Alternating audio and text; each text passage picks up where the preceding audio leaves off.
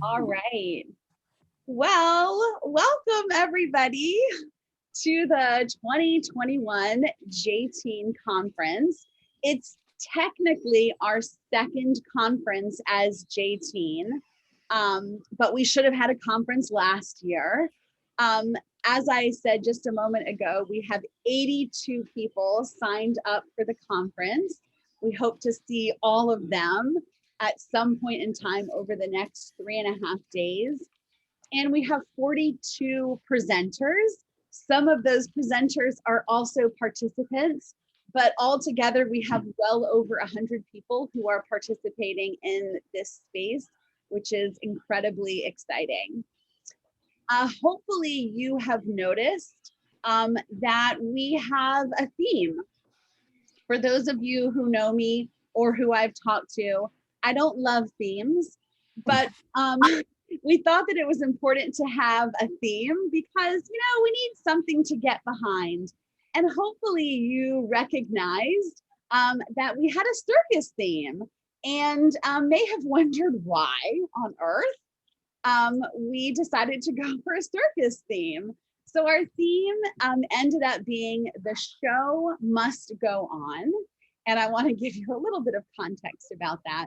So over the last year and a half, we've had to be patient and cautious as we've tamed our lions, be flexible and graceful as we've jumped through hoops and swung through the air like acrobats, be bold and daring as we rode 6 motorcycles through a small enclosed steel dome, be focused and adept as we juggled all of our balls in the air, never less than 3 at a time, be witty and have the precise comedic timing of circus clowns. You get it. The circus metaphors could go on and on. And like circus performers, we are all a community, a kahila, a family who is there for each other now and will continue to be there for each other in the days, weeks, and months ahead. I want to make sure to thank all of our presenters for their wisdom, knowledge, and generosity. I want to thank our conference committee for their ideas, excitement, and implementation. I want to thank our conference sponsors for helping to enhance our conference offerings. And a huge thank you to all of you for recognizing the importance of coming together, even when it's online, and for appreciating the incredible conversations and moments that we will be having together over the next few days. Just a few quick words about Jteen. In 2 short years, the Jteen community has grown from 24 members to, as of today, 106. We offer many wonderful opportunities for professional development. Thank you. Networking, resource sharing, and so on. This year, we launched a highly successful new mentorship initiative with 4 newish Jewish professionals and 4 experienced professionals. We look forward to offering even more support for all of our professionals, especially our new professionals, to the Jewish teen space. And your membership and participation in this conference allows us to continue to serve you and, in effect, enhance your work with your teams. Thank you to our Jteen board, many of whom have been with us well before Jteen in our early years as Nachas, and we appreciate your support and wisdom and guidance as we move forward and transform the work that we do year in and year out. And speaking of board, I am thrilled to introduce you to our board president, Susan Weiss, who's also the executive director of the Board of Jewish Education of Atlantic and Cape May Counties and Kulanu School of Jewish Studies. Susan. Well, I want to, of course, thank you all for joining us here today. We have so much great content to share with you over the next few days. As we all know, the Jewish community and in particular, Jewish education are in a period of radical transformation. The once effective old models are disappearing before our eyes. But there are so many amazing people doing lots of amazing things to help guide us through those changes. That's why an organization like Jteen, now more vital and more dynamic, is more necessary than ever.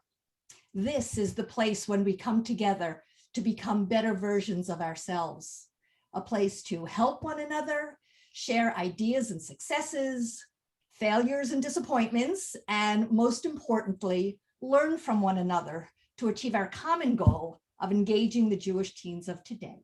So welcome, sit back, enjoy a beverage of choice, and let the learning, sharing, and fun begin. Thanks. Thank you, Susan. Beautiful, beautiful. All right, before we go into some thoughtful, really like transformative, let's get us into that space of learning and being together, I have a few just quick reminders. So Viva, hang tight for one more second. You're like, I'm not going anywhere. All right, so just a few quick reminders. Attend as you wish. We mean it. Come as you are. Wear pants if you want. Wear slippers if you want. As long as you're not showing us anything, it's totally fine. Eat when you want. We're all on different time zones. We couldn't space out when to have sessions and when not to have sessions around meals. So do what you need to do. Take those bio breaks to crochet, doodle, grab a phone call, text, whatever you need to do to keep your world moving. We accept that, and we encourage you to make sure that you're managing all of your spaces. As you know, we're using one Zoom link for the entire session or the entire conference. So just make sure that you have that link easily available to you. If for whatever reason we need to switch links, we will put the new link in the old link and then move it forward, but we should be fine. If you want to stay on Zoom in between sessions instead of logging out, that's totally fine. Just go ahead and turn your camera and sound off while you're away. We will also be recording most of our sessions. There's a few that we can't, but most of them we will try to record so that we can make sure to share out the learning after the conference. Just a note for you to be aware of. Please keep your cameras on as much as you possibly can, because it's easy to be present when we're in the same room together, not quite as easy when we're in little squares with one another. Many sessions will also have time in between for you to linger, sort of the same way that you may want to linger in a conference room after a session.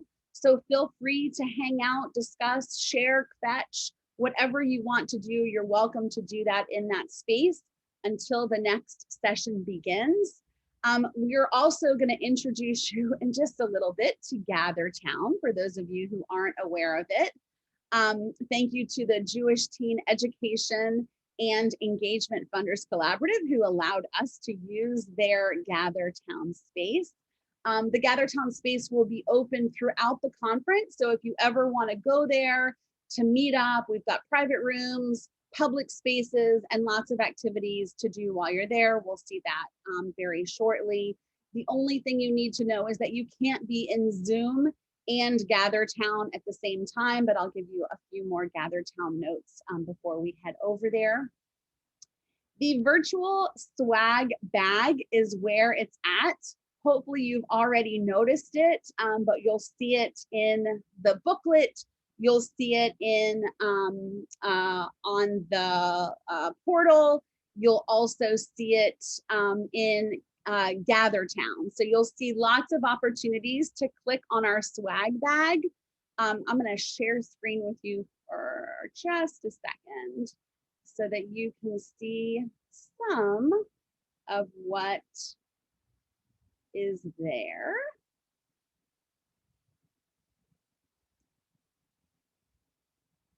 All right. So actually just a few quick things. You've got a link to the conference schedule. It looks exactly like this. And it's got a clickable menu, sorry, on the left-hand side. So you can just pop from day to day and we'll update this if there are any updates, but you've got all of your technology links as well as the schedule that takes place any given day. We've got the swag bag portal, and when you click on present,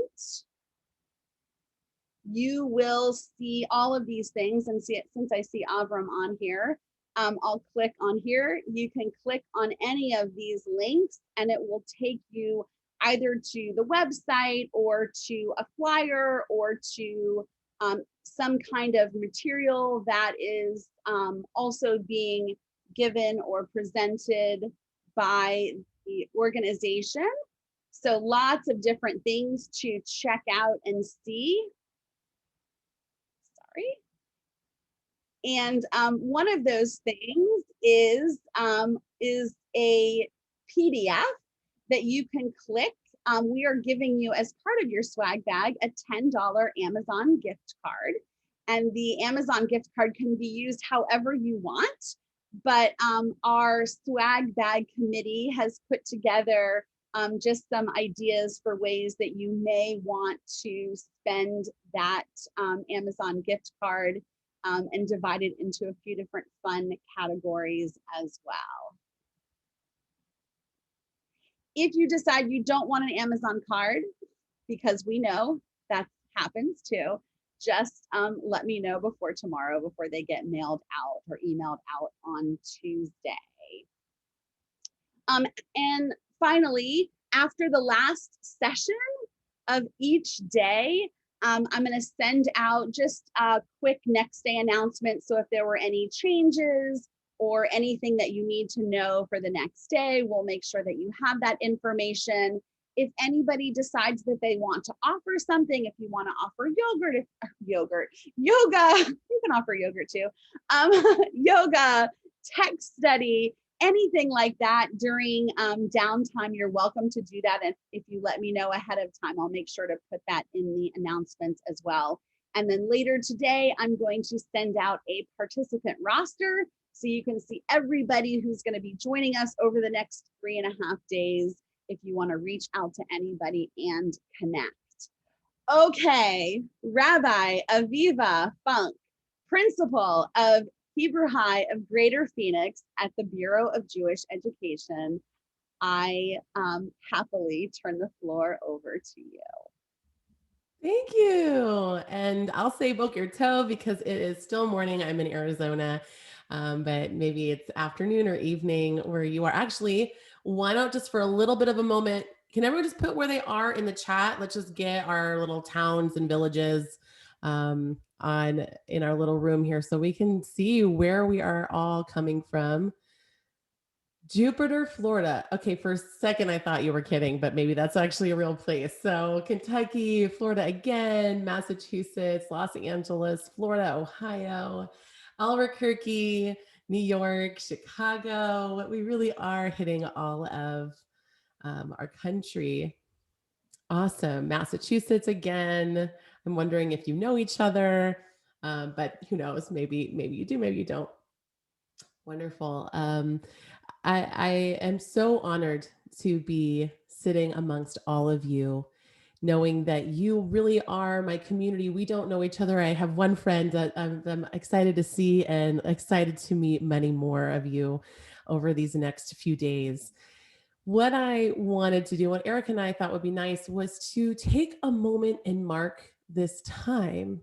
When we have Havdalah or we have any Shabbat, when we have whatever holiday or moment in time for the Jewish people, we mark those moments.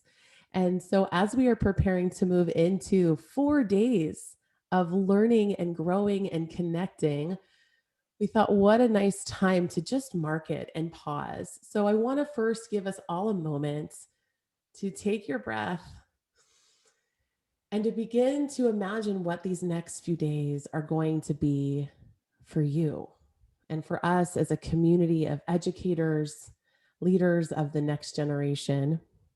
And the first question that I have for all of us, and I would love to have some answers in the chat, why is it important that you are here in this conference?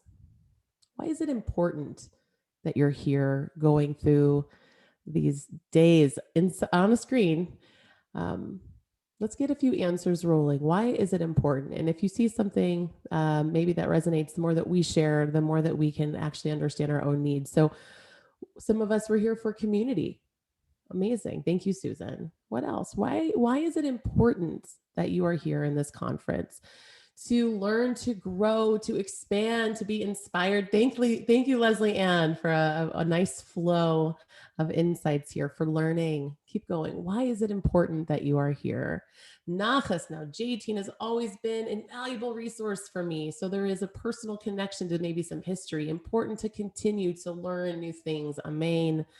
To stay up to date on different and new opportunities available for resource and use. Thank you, Mara.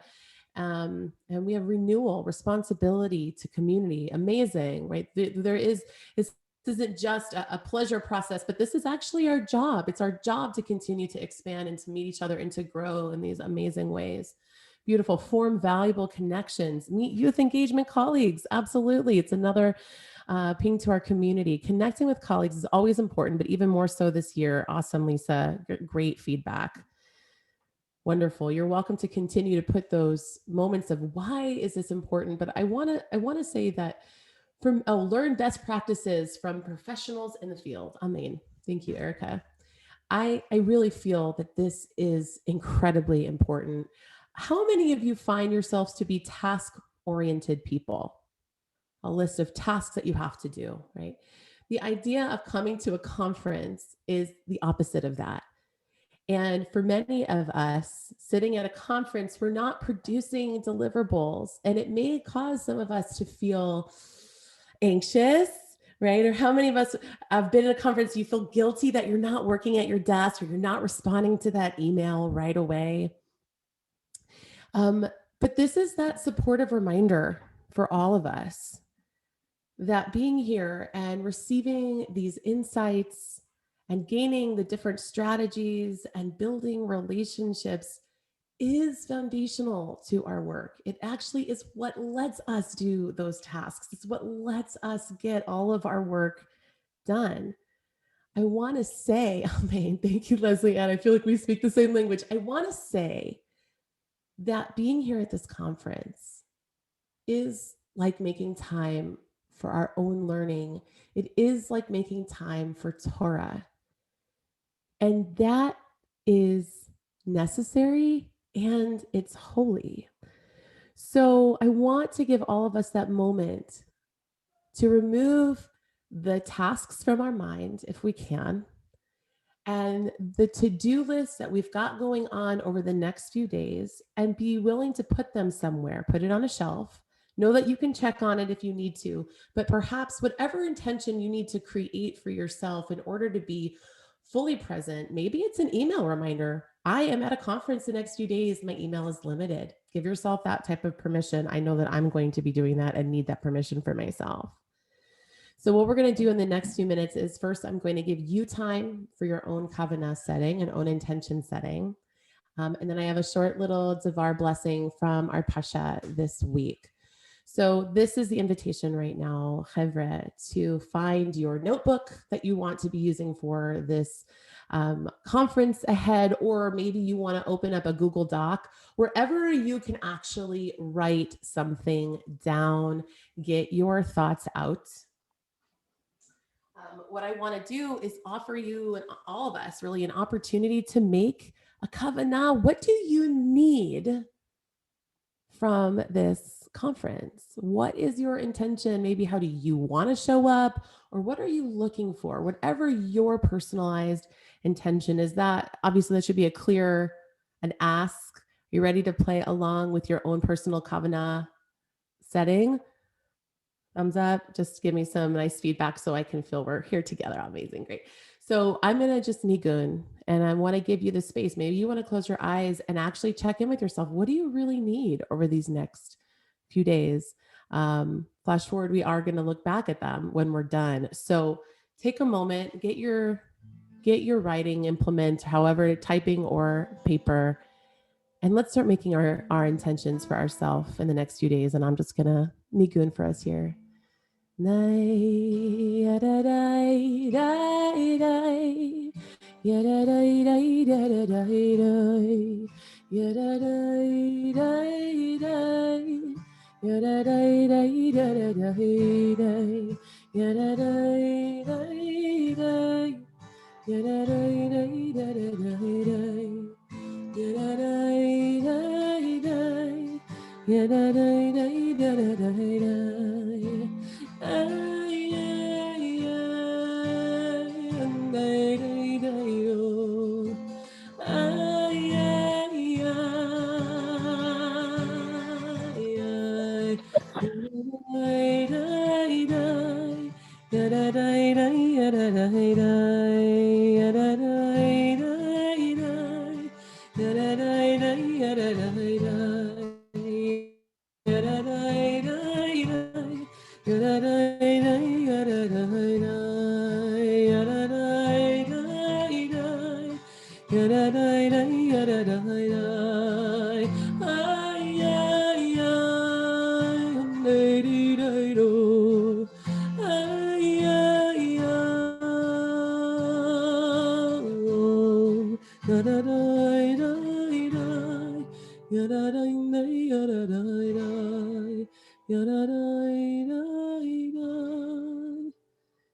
Do you want another minute or do you feel good? If you need another minute, just give me that finger. Let me know. All right. Fantastic. So now that we have some intentions made for ourselves, and maybe even over the next day, you have more to offer yourself, and that's amazing. We should put them down and know them. I want to offer us a blessing before we dive into the sea of knowledge and wisdom and insight from our colleagues around the world. In this week's Parsha and Parshat Behalotecha, Moses has a serious breakdown and he calls out to God and he's like, I'm done. This is too much. The complaining is too much. Their requests are too much. I can't handle this anymore. Too much. It is so perfect. I think so many of us had that breakdown this year, right? We had that moment of total bottom too muchness. If you didn't, I do hope that you are teaching here at the conference this week because wow, it has been a serious year. But what I want us to identify, and this is something that Rabbi Sachs really illuminated for me in looking at this parsha. As soon as Moses shares his breakdown, God is right there with consolation and with a reminder about why he's doing what he's doing and a reminder that it is going to be okay.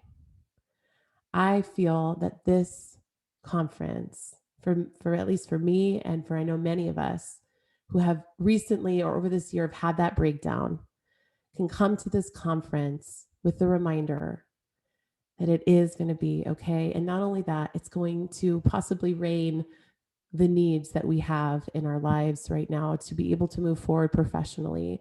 So I want to bless us with our open-heartedness to receive the wisdom from all the teachers that will be offering their wisdom over the next few days, and know that after the storm, a rainbow does come. So blessings on a great few days together, a community building itself, and maybe even some wonderful miracles along the way. Thank you for this time together, and I look forward to meeting you more. Thank you so much, Aviva. Thank you so much. All right, now I'm just like, okay, we've begun. We can breathe. Yes, absolutely, Yasher Koach. I just wanted to hear your voice go on and on and on. I was like, wait, one more minute? That's all we're getting? Could we ask for like 5, 20? All right. Well, now it's time to have, not that we haven't been having fun, but now it's time to have a little bit of fun in Gather Town.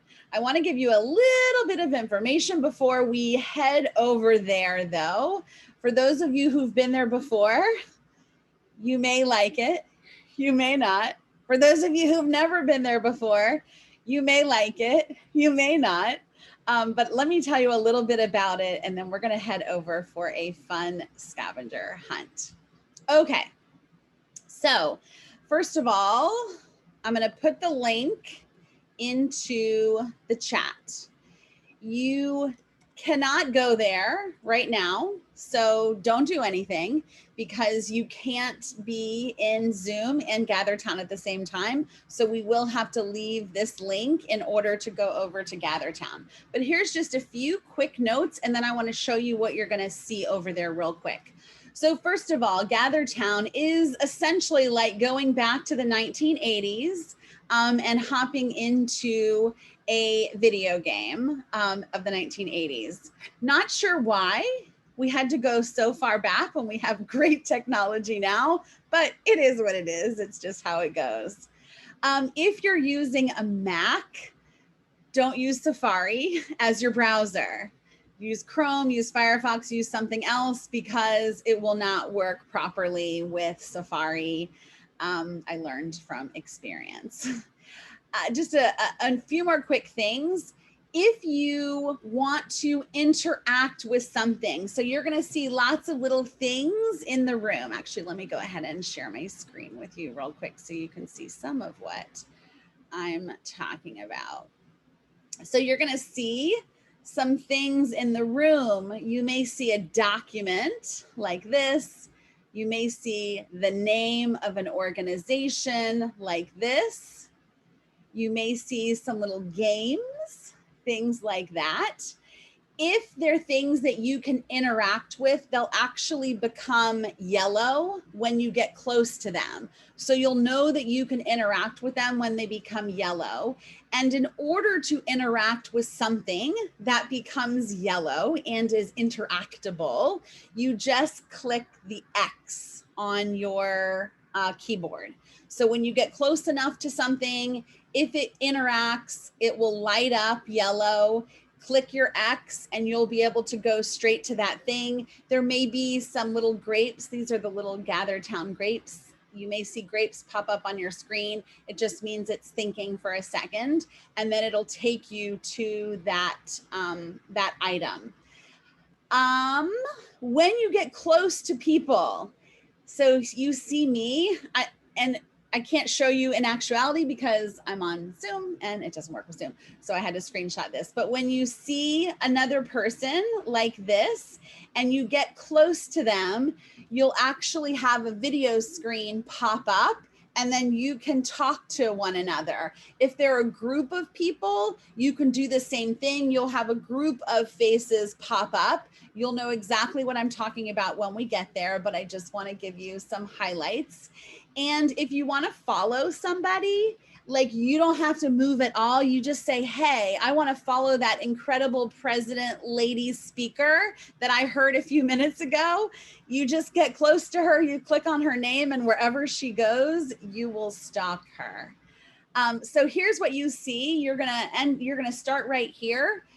Straight ahead, and some of these are walls, so you have to walk around them, but straight ahead, there's a little game room. If you ever need a break and want to play a game on your own or with a colleague, you're welcome to go into this space. There's 3 different games going on in there.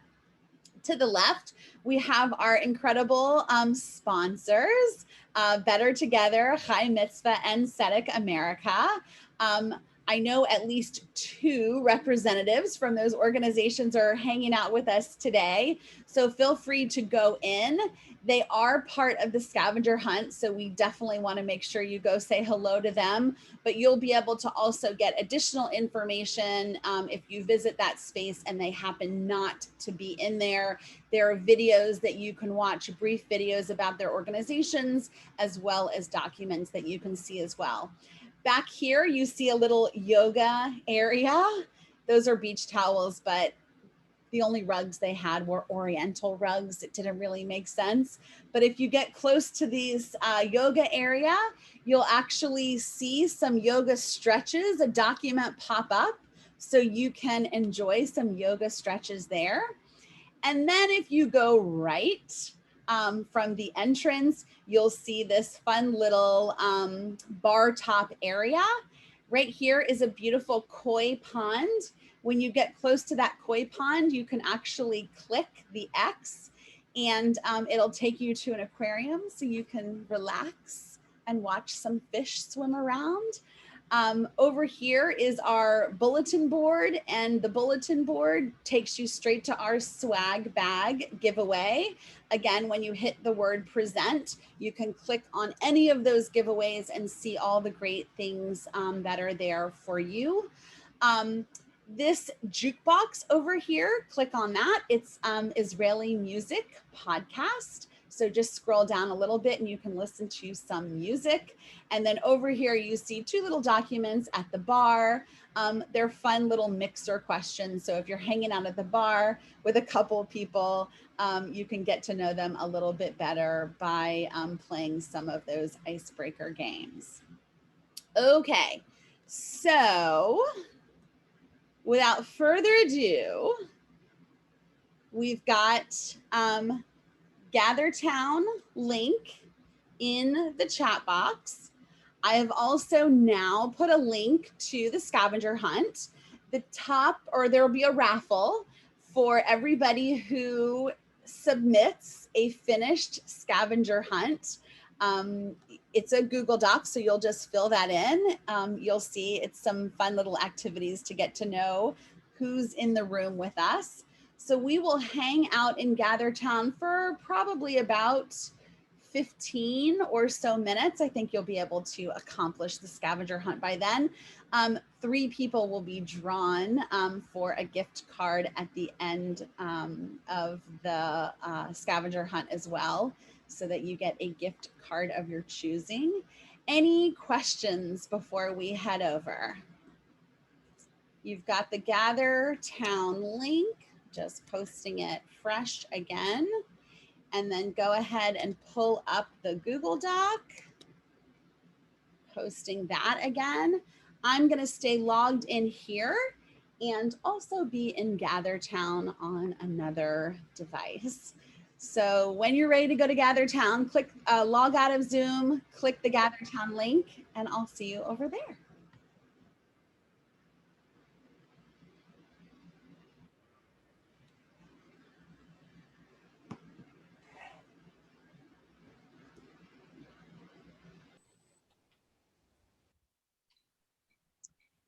All right. Hey. Good afternoon, good morning, good mid-morning, good evening in Israel. I am thrilled to introduce all of you to Claire Goldwater, the Vice President of Education at M Squared, the Institute for Experiential Jewish Education. And the session today, called Vision and Purpose for Teen Engagement, a discussion about where we are trying to go. And it's based upon the 18 by 18 framework developed by Drs. Ben Jacobs and Barry Levine. Claire, over to you. Hi. Hello, everyone. Welcome to this session. I will explain again in a minute what it is as people come in, but welcome. Thank you for having me. Thank you, Erica, for inviting me. It's a pleasure to be at this conference, and I would love, I know some of you don't have your videos on right now, but if you are there and you're listening to me, can you just come into the video space, wave, and if you need to leave, that will be okay, but at least I'd love to see your faces. Thank you. Pleasure to meet you. Hello. I see a few familiar names and faces, so it's really lovely to see you. I am Claire Goldwater. I work for M Squared. We are the Institute for Experiential Jewish Education. Some of you may know of us or even have been in trainings that we have done, as we work a great deal with teen educators. And it's a pleasure to see you. I am calling in this evening. It's evening here in Jerusalem where I am. And so We've started a hopefully fairly peaceful week, hopefully, in Jerusalem, and it's a pleasure to see everyone here. My job in the next hour is to start a conversation with you all, which of course we will not finish because it won't be long enough, but I would love to start a conversation with you all about purpose and vision. And the question, the basic question, which goes with all of the work of all of us who are Jewish educators in some way, which is what are we really trying to do and where are we really trying to go? And I guess I didn't know that Erica was going to put me on the first session of this conference, but I suppose I would say that it's a good session, it's a good choice, because you talk about all the amazing stuff that looks in the program for the next little while, today, tomorrow. The core question of where are you trying to go could be a great question to start with. So I'm going to introduce you to an idea or a set of ideas, which I did not write, but which I'm really excited to share with you all, which is going to ask that question of what are we trying to do and where are we trying to go? So let's start really, really quickly by let me ask you a simple question, and please put the answer quickly in the chat. This is one sentence you need to write in the chat. And the question is, what would you say is your primary outcome for your work with teens? What is the primary outcome you are trying to achieve in your work with teens? Try and put that into one short sentence and throw it into the chat. Okay, Aviva, Sarah, community engagement. Okay, connecting them to the Jewish world. Keep going. What is your primary outcome that you're trying to achieve with your team? Anyone else? Engagement, personal growth. Somebody who said engagement, be a bit more specific. Engagement with what? For what purpose? Okay, to get them to have a positive Jewish identity, social connection, safe and open space, to become Jewish leaders, connection to community. Okay, anyone else who didn't put in their goal or their outcome? Okay, so we are going to break down some of those assumptions that people threw in the chat, and we're going to do it by focusing on a particular framework or a particular paradigm, which I'm going to introduce you to, and which is going to form the basis of our conversation together. And this is going to try and take what you all wrote there in the chat, like connect them to community, strengthen their identity, those kinds of general statements. And it's going to try and really break that down into a lot more specifics. And it's going to do that because I'm going to argue that the more specific and more vision driven you can be, the more effective you can be. And I think this framework might be helpful, and I hope it will be constructive and thought-provoking, and you'll take it with you beyond this session, and you can think about it and work on it afterwards. So what I want to do is I want to introduce you to a framework. It's called the 18 by 18, which is the 18 Jewish things a young Jew should know, care about, and be able to do by the age of 18. And it's a framework that was written several years ago. It was commissioned by a number of big Jewish foundations to try and answer this question, like what are we trying to get to anyway? What are we hoping that young Jews should achieve by the time they've gone through our whole Jewish education system? And it was written by two people you may be familiar with if you're familiar with sort of the academics of Jewish education, two very well-known Jewish academics, Ben Jacobs and Barry Fazan. And they wrote this framework. So this framework does not belong to me. It does not belong to M Squared. We are just privileged to be able to use it. It is completely available to you. I will put in the chat in a few minutes the link to the full thing. You can read the whole thing and you can see what it says for yourself, and you can debate it and see if you like it. I am bringing it here as a conversation to think about, what do we think about these things? Not because I think that you all have to accept this framework 100%. It may not be 100% relevant to you or the teams that you work with, but I do think that we're going to find it helpful to think about what are we trying to really do and where are we trying to really go. So a couple of just more things about this framework. It was designed to sort of define Jewish education from the age of 0 to 18. So it lists 18 things that young Jews need to know and care about and do. But that it's assuming that from the age of 0 to 18, there's lots of different places that a Jewish person might encounter Jewish education. And obviously all of you, everyone here in this conference who works with teens, is concerned with a kind of a slice of that whole picture. And so some of these things might be more or less appropriate for teens. We'll see what they are, and you'll see what you think and how it would fit in. Actually, I personally also think that the age 18 doesn't have to end at the age of 18 either.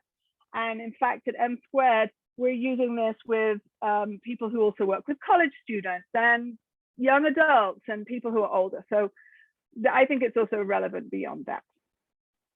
Okay, so what does the 18 by 18 say? Is anyone here familiar with it? Has anyone come across it? Just wave your hand if you have heard it or seen it. Couple of people, great. Okay, a couple of people have seen it. Yes, Doron, I know that Doron has seen it. But great, so some of you have heard of it, great. So we'll see what it says and how it can help, or how I think it can help. This is a very rough sketching of the 18 things. So what I want you to do is just take a second to just look at these 18 things. These are the 18 categories that the framework lays out that a person should know, care about, and be able to do in these categories. So just have a quick look.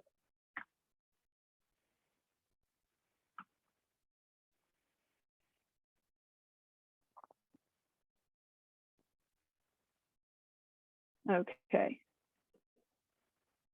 So welcome to the people who just joined us. We are looking at the 18 by 18 framework, which is the listing or educational purpose, which describes potentially the 18 Jewish things a young Jew should know, care about, and be able to do by the time they get to 18. And you can see on the screen the 18 different categories. Now, if you look at the whole framework document, which I'll send you the link to afterwards, each of these has a whole long explanation, and there's a lot more to be said about them. Really, I'm just giving you like the tiny headlines so that you can start to think about it. And I hope everyone just had a quick look at these. Contribute to the chain of Jewish tradition, for example, explore sanctity, spirituality, and prayer. Anyone have any clarification questions before we start to jump into what these categories are? If you have a clarification question, just shout it out before you do that. Just shout it out. Shout out your clarification question, because I can't see everyone on my screen. Any clarifications? Whoops, sorry. Okay, no? No, can you hear me? Yes, please. Okay, I'm just looking at this list, and I don't know that I see anything that has to do with the outside world, but there's a lot of icons here. So is there anything on there that makes mention to outside of the Jewish world, or is this dafka just the Jewishy things? And does that not include other religions? That's a good question. I would say the ones that could relate to the outside the Jewish world would be, there's one here which talks about Jewish culture, appreciating Jewish culture and its influences. So that could speak to the kind of cultural interplay between Jewish culture and the cultures that surround Jews. That one could be there. The other one that I'm thinking of is about the one about, where is it? Responding to issues facing American Jewry.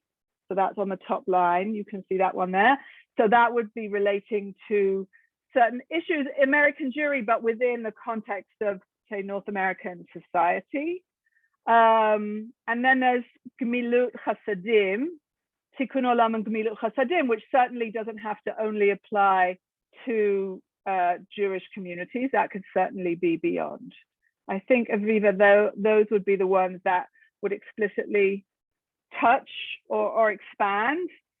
It'd be a good question to read the whole framework actually and ask that question, and then you might have a number 19 to add. As we go, we're going to have some time in breakout groups, and one of the questions that I will ask you is like, what's missing and what would you want to see? And so even though you're not experts in this, if you haven't read the whole thing, I think you could still you might already say, oh, my number 19 might be something along those lines.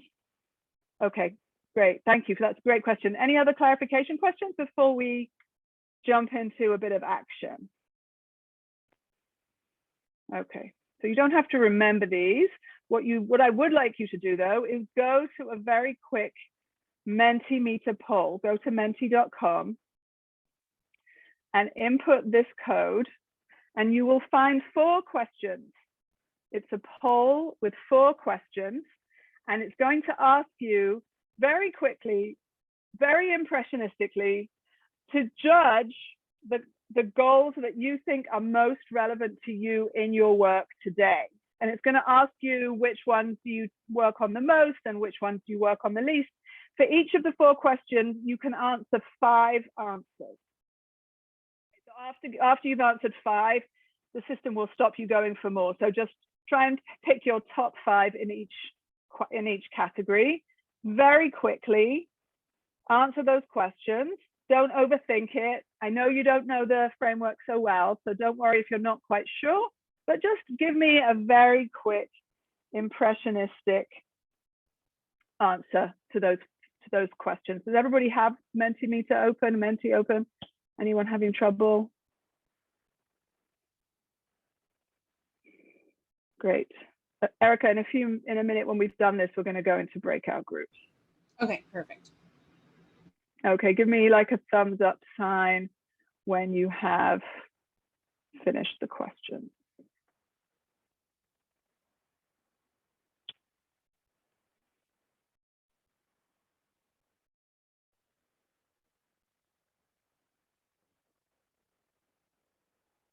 Okay.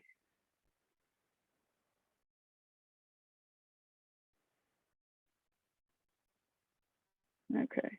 How's everyone doing? Finished? Aviva's finished. I see that. Sarah, do you have a question or have you finished? Or you're waiting? You're still busy? Okay. Okay. No worries.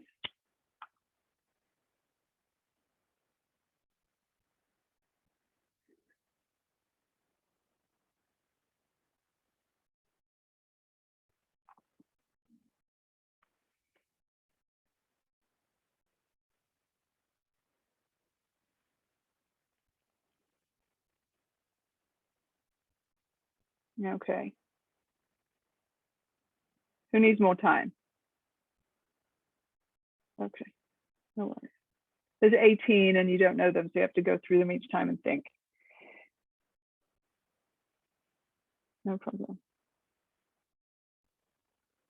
Okay.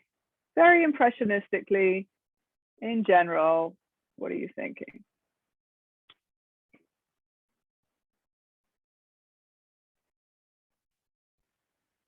Okay, in a minute, when we finish this, Erica is going to put you into small breakout groups.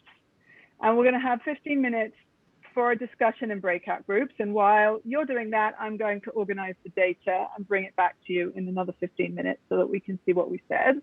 And then we'll discuss that afterwards. So what's going to happen is you're going to go into a breakout group. The first thing you'll do is introduce yourselves. I don't know who knows each other, but be friendly, make nice, say hello. Who do you work for? Where are you from, etc.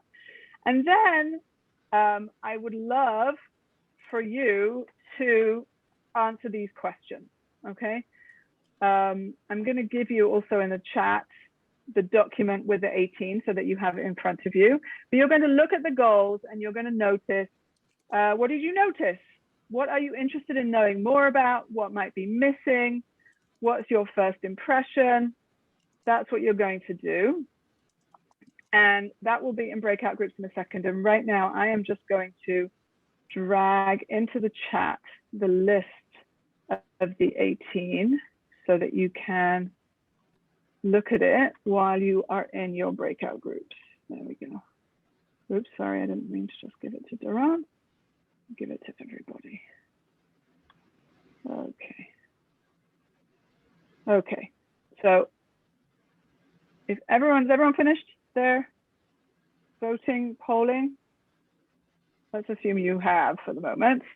And you should see in the chat a PDF document, which is the 18 goals. So you can have that in front of you in your breakout room.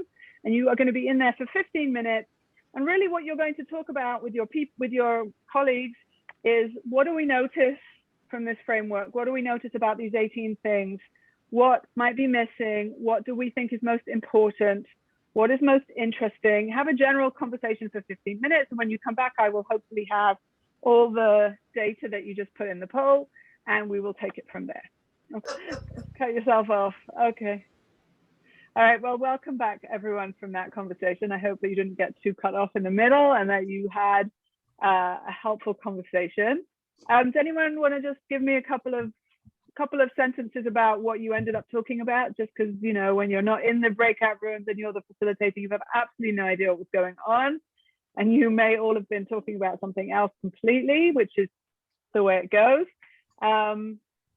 But could somebody just give me a sentence or two about what you actually talked about?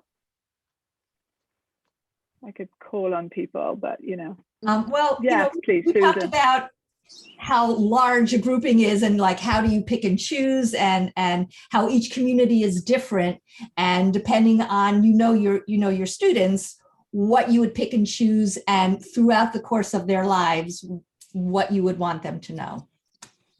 Right. Yeah. Thank you. That's helpful. Anyone else? Maybe you were talking about something different or similar. Something, this is Rachel, something that we also looked at or talked about in different ways, but the ideas, the concepts in the 18 by 18, just the section headings are within that, you know, we're teaching a lot that go into that sort of the overall label. And that bringing that to the students, we're not going to obviously exhaust the topics by any means, but where you can use it as a kind of benchmarks along the way that we're hitting different ideas. Yes, great, thank you. And thank you, Mara. Yes, it may be a lot to unpack in 18 years, but yes, great. So that's helpful. So now I'm going to share with you my screen that will show you the results of the answers from the poll that we just did, which I think are interesting. I'm not sure how surprising. Let's see what you all think. I'd love to hear comments or thoughts on these questions. So you should be able to see the poll on the screen. The first question was, which goals do you think your organization is doing really well? I think there were, how many people? 18 people who answered this question. Which goals do you think your organization is doing really well? Let's look at it and see what was your quick answers to this? What do we notice? What did you say in your answer? What do we see here? There are a few things which sort of stand out to me as things that people think that they're doing really well. Contributing to the Jteen Jewish tradition, tikkun olam and gemilut chasadim, responding to issues facing American Jewry, that sort of scores quite high here, and cultivating friendships, Jewish friendships, and engaging in rituals, holidays, events, that kind of thing. Comments or thoughts about this? What do you notice actually? Anything surprising, anything interesting? Just jump in.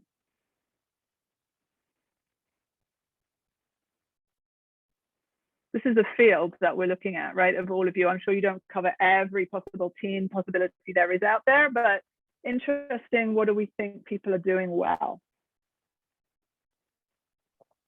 I mean, I'm noticing that almost the majority of everyone clicked the contribute to the chain of Jewish tradition. And perhaps just by solely existing as an organization to provide resources and engagement for our youth, we are existing inside of that tradition in that chain. So I think that just we're already doing some good stuff, you know, whether or not we didn't get on the list, at least we know we're perpetuating the tradition here. Okay.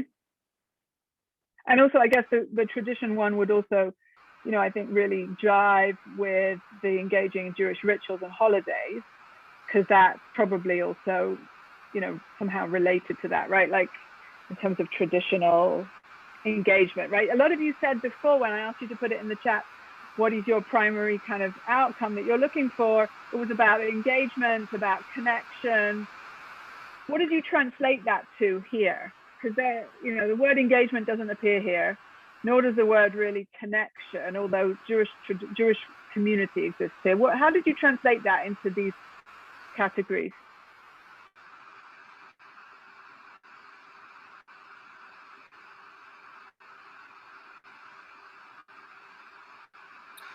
Well, I'll answer. I think, I mean, the cultivating Jewish friendships, and that has always been, I think, just so vital, particularly for teens, because developmentally that's where they are. Those friendships become more important.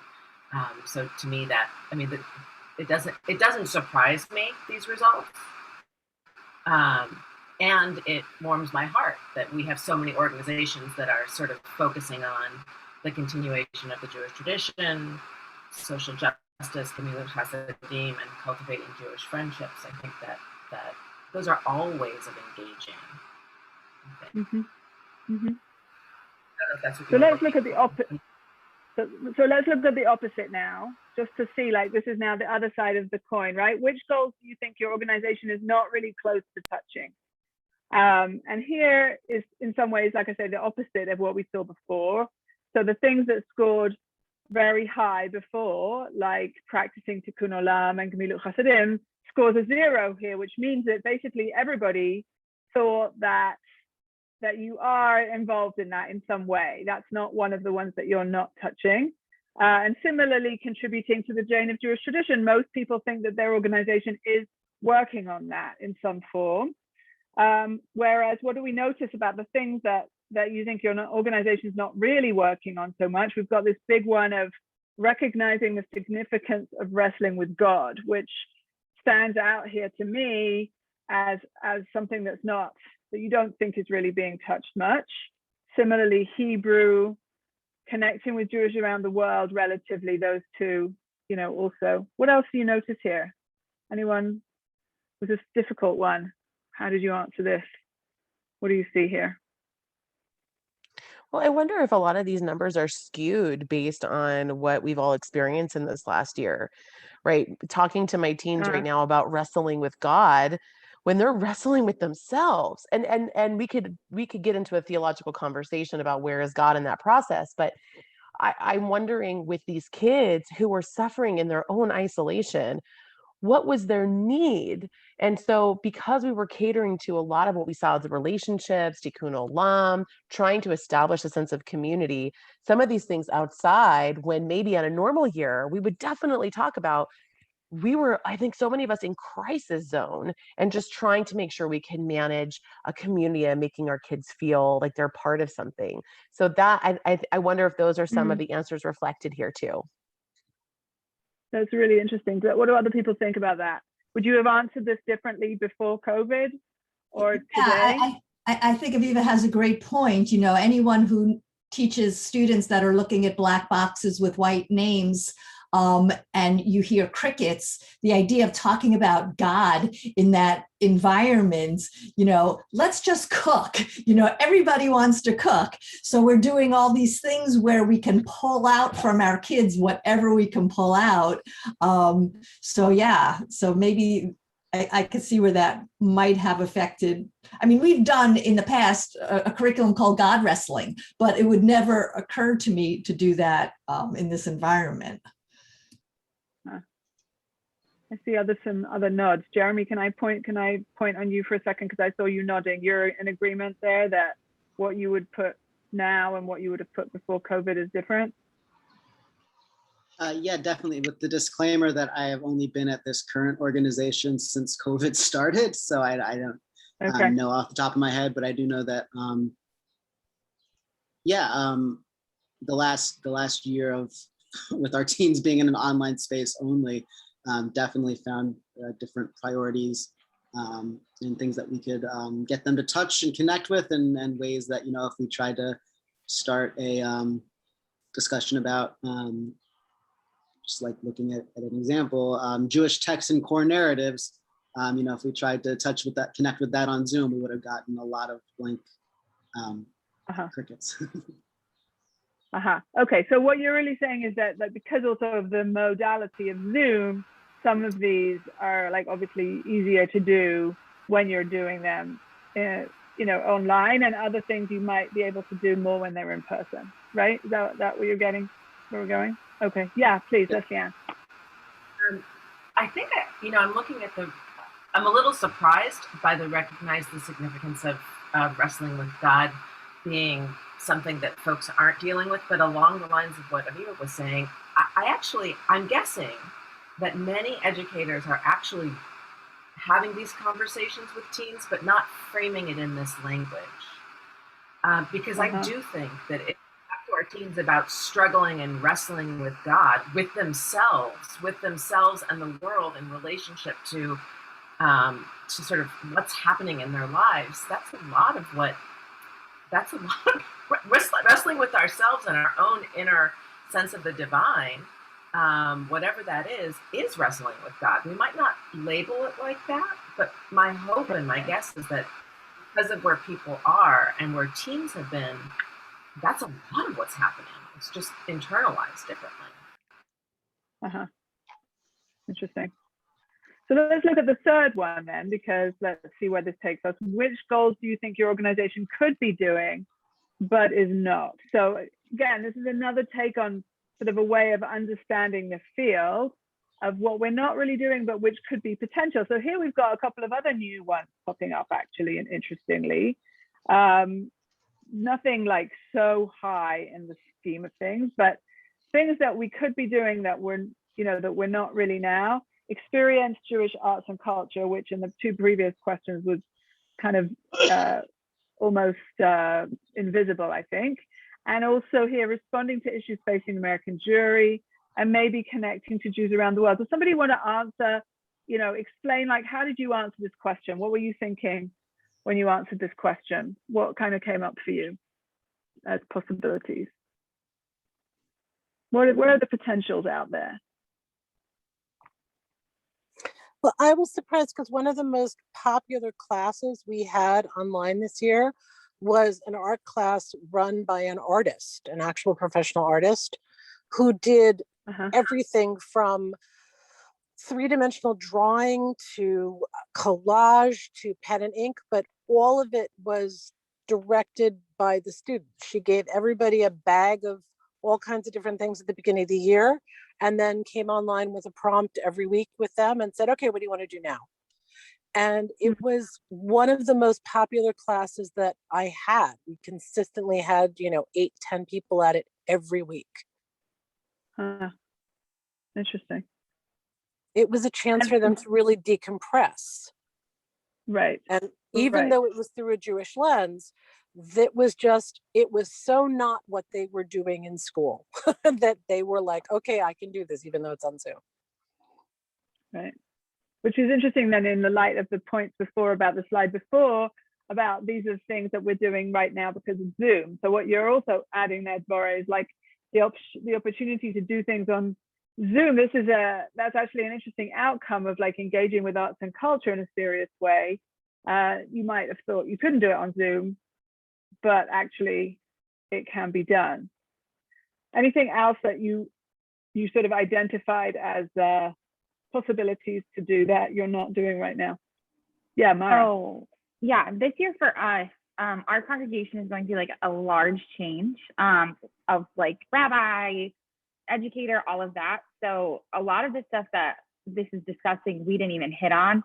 Our biggest purpose this year was just to provide those connections and engagement within like families and friendships versus anything on a larger scale. So obviously moving forward, like engaging with arts and culture and all of that stuff is like our plan and our goal. But this year, not only with the pandemic was it difficult, we didn't have the people to lead the curriculum and all of that stuff. Right. But what you're also saying, Mara, which is kind of interesting, is perhaps there's also like a bit of a hierarchy of needs, right? Like Maslow's hierarchy of needs of like, what do we do first? You're saying like the first basic thing that we had to do when we had very limited resources and we had maybe like transition or crisis or whatever, we had to manage the friendships. Let's just do that first. Friendships, maybe kahila, get people in their community, keep people stable. And that was what we had to do. And once we can grow from there, then we can like go in all kinds of directions, and maybe some of these would be great. But that's what I just heard you say, is like, it's a bit of like Exactly. a teen hierarchy of needs. Exactly. Okay. Claire. Yeah. Yeah, if I could also say that this group of people that we're speaking with today are primarily from the supplemental Jewish educational world. So understanding that we have a much more limited amount of time with our teens versus those in the day school, like, what would this look like in a day school setting? What does this even look like in a Jewish preschool? How does it look different when we have different ages or when we have more or less time to be able to engage with any one of these conversations? 100%. Absolutely. Yes, it could be completely different. And I think one of those questions then that's really interesting about purpose is that given the limitations of what your setting is, however many hours you have and whatever the framework is, what's the best kind of outcome or the most appropriate outcome or outcomes to aim for?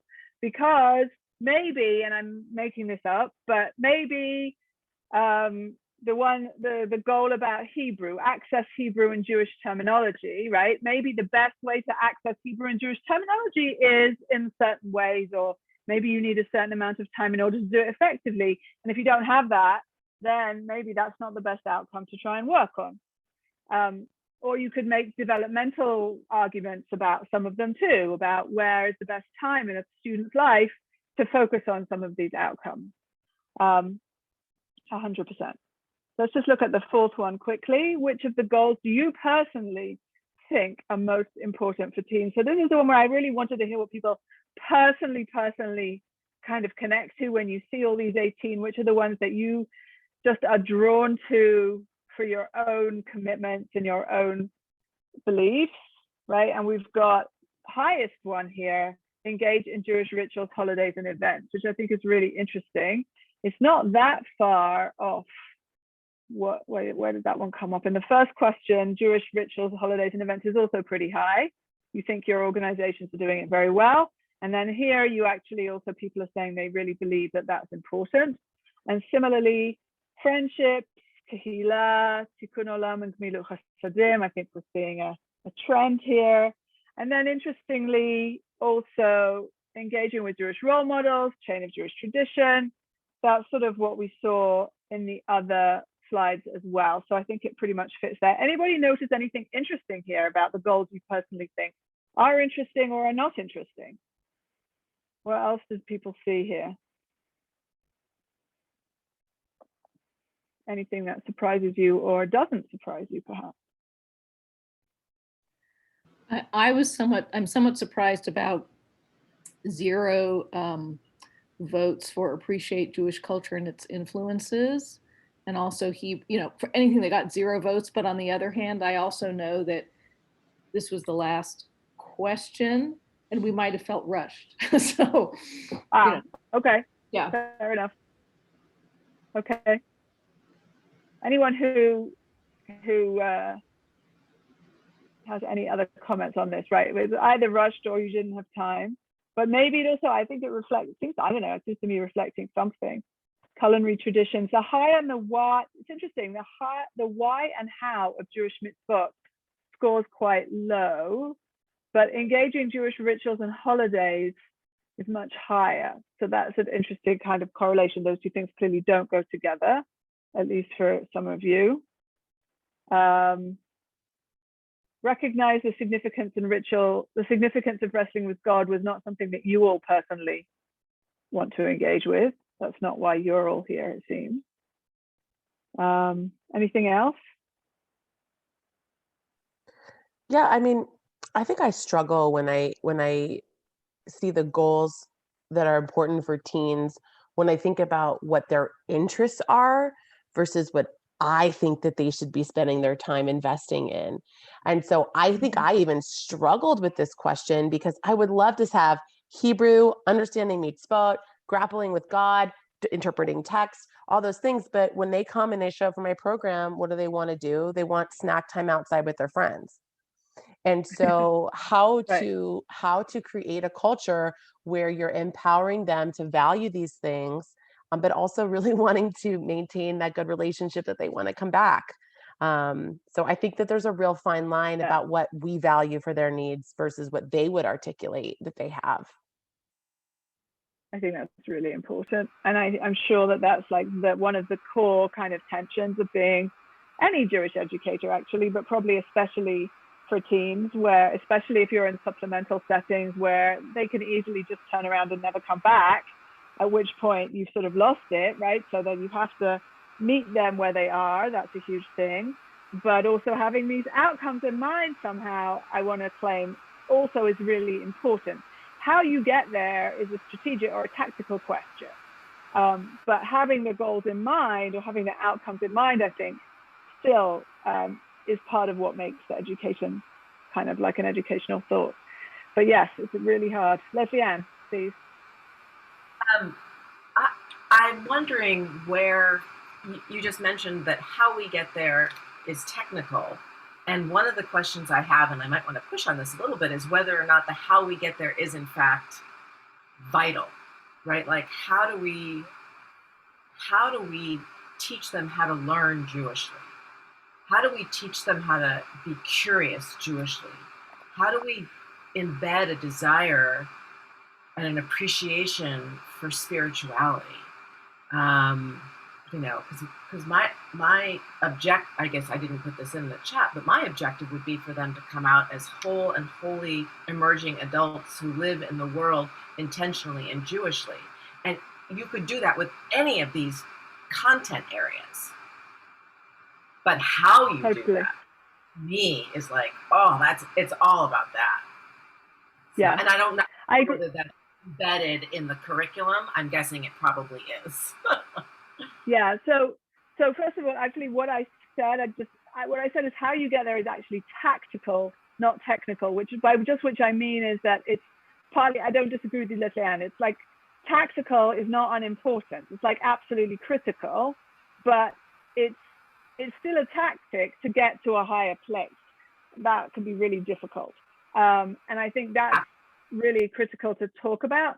The 18 by 18 framework doesn't actually address that so much, actually. And it needs, I think it's probably a place where a whole bunch of practitioners could add a great deal. So if we would say, you know, goal X is really, really critical to us, but we don't think that our teams are going to be so interested because we know them and etc. Then if we could work together as a bunch of practitioners, how could we create that curiosity for that? How could we create the relevance? How could we create the interest?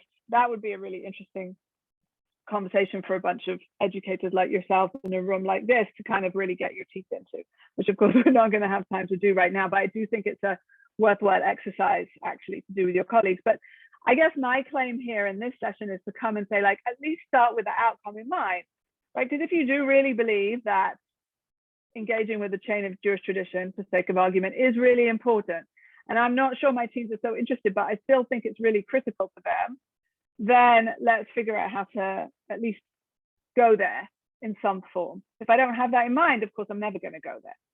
All right, I'm looking at the chat, and because I don't want to ignore it, but it's hard to do chat and present at the same time, as you probably all know. So I just want to make sure I didn't miss anything really here. So I'm just looking, I'm not going to read them all out loud, but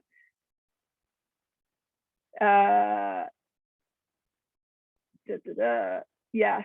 So yes, and to Devorah, I agree about the age. The age issue is a huge issue, and it's like complicated. And I think I would encourage you to look at the whole framework, which, hold on a second, I will put in the chat for you for a second also. For anyone who wants to see the whole framework, it is there and the link in the chat. So I would definitely encourage you to have a look at that afterwards. It's quite extensive and much more rich than I've given it credit for. And there's a lot more opportunity to play with it. And I want to do one thing before, slightly more thing that I think is just an interesting take on this before we end our session. And that is just to look at this slide here, where what we did with this slide here is we took away the verbs that go with all these categories. So we have chain of Jewish tradition, but the question is, what do you want to do with a chain of Jewish tradition? The original framework says contribute to the chain of Jewish tradition, but that's already a statement to say I want my people, my learners, to contribute to the chain of Jewish tradition. There's lots and lots of other verbs I could have chosen, like these, right? There's loads and loads and loads of different verbs that could go with these goals. And actually, there's an enormous amount of difference between all of these. And so I could be in an organization where I'm interested in contributing to the Jewish tradition, or I could be in an organization that's interested in helping my teams maintain the Jewish tradition, or repair it, or appreciate it, or commit to it, or any of those number of different things. And that makes a huge, huge difference. So what I would love to be able to do now, this is just going to be a small exercise for 10 minutes until, for the last part of this session, we'll do 10 minutes in breakouts and then come back for like 2 minutes of sum up. What I'd like you to do, you're going to go back into your groups. And what I'd like you to do for a minute, for your 10 minutes, is to choose 2 goals. Just choose 2. They could be 2 that you care about, 2 that you don't, 2 that you work on. It doesn't really matter. Just pick 2. And then I want you to work on which verbs you would actually attach to those goals. And see if you may disagree, even around the same goal. But what are the verbs that you think for your organization and your work are personally are the goals that you would, the verbs that you would connect to that goal? Okay, and you have 10 minutes to look at different possibilities and to argue out or discuss which verbs you think should go with which goals. Okay, so just choose 2 goals. You won't have time for more, I think. Erica's going to send you in a minute back to a room. Go back to your room, pick 2 goals, and discuss what verbs you personally would want to attach.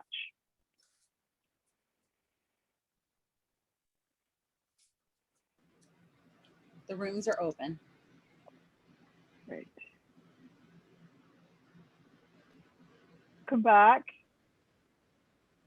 Recording in progress. Welcome back for the last few minutes, just to catch up with what we did there and what we're taking away. Couple of any insights from the power of the verb? Any insights about your outcomes, your goals, your plans, thoughts? Well, I think it would have been helpful if we had the list of verbs, because it was like, no. So that's I can send you the list of verbs. A lot of verbs. And there were a lot of verbs on my list, but you could certainly also insert your own. There was nothing special really about my list, except that I did a tiny bit of preparation to generate them, but any verbs are good verbs. What else did you discover or think about or disagree about?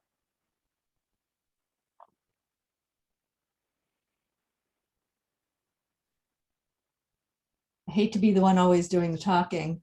It was a hard question.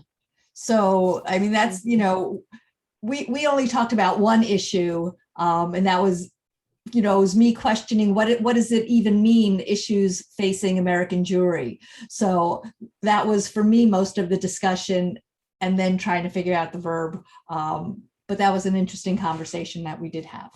So. Yeah. And of course, that is totally fair to say, because I didn't really give you enough time to properly dig into each of the goals. And each of them is worthy of actually discussion about that, right? And the different ways that you could interpret that, because they're not, these 18 categories are very rich but open as well. So one person's, issues about American Jewry could be totally different than someone else's engaging with issues of American Jewry. It could turn out like completely different curricula, completely different activities, completely different, and yet still, aiming for something that says the same thing. So that's totally worthy of a lot more conversation. Leslie Ann, you raised your hand. We also talked about including verbs like question, struggle with, grapple with, some that, you know, I think engage can cover it, but there is a lot of, I don't know, just like it feels so Jewish to struggle. I wanted to say. I hope so. I mean, to be honest, actually, if you think about it from the very beginning, when I asked you to put in the chat, you know, what's your primary outcome? And everyone said, not everyone, a lot of you said engagement. That's our goal, right? So then the easy verb there would be engage with this one, engage with that one, engage with the other one. I probably, if I had like a longer time to talk to all of you, I would probably push you to never use that verb again, but to actually be more specific, right? Like, come on, engagement. I get it. I mean, I worked in Hillel, we did a lot of engagement, but then give me another verb. There are loads and loads of other verbs, and that are a bit more focused and specific and require you to actually go somewhere with it. So that would be my challenge for this activity again, is like take the 18 by 18 and make sure that you do not use the word engage, but use another verb, another action word that says a bit more specifically what you're actually trying to do and where you're trying to go. So that would be my challenge, I guess, to all of you. And if anyone wants to talk to me about that at any point, you're welcome to reach out to me. I will put my email in the chat. Actually, this is a general invitation to anyone because we're wrapping up, to say that if anybody is interested in this conversation or the 18 by 18 or, you know, a bigger conversation, my email is there. You're invited to be in touch. I like talking about this stuff. It's sort of like a geeky educator thing. And so I'm happy to talk about it. And I'll just ask for any other final comments. What are you taking away? One thing that you learned or an interesting idea that you're taking out of this session? Anything that you are taking with you from this very short conversation quickly? Anyone? What are you taking with you? Hello, Sam. I'm taking the resource with Susan. because I just think it's an amazing way to sort of figure out how you want to structure your program, especially if you have multi-ages. It's a lot to think about. So I'm looking forward to diving in. Enjoy. For any of you who don't just work with teens, if you work all the way also across a bigger spectrum of age, it becomes really, really rich as well. Anyone else? Who else is taking something out of this conversation?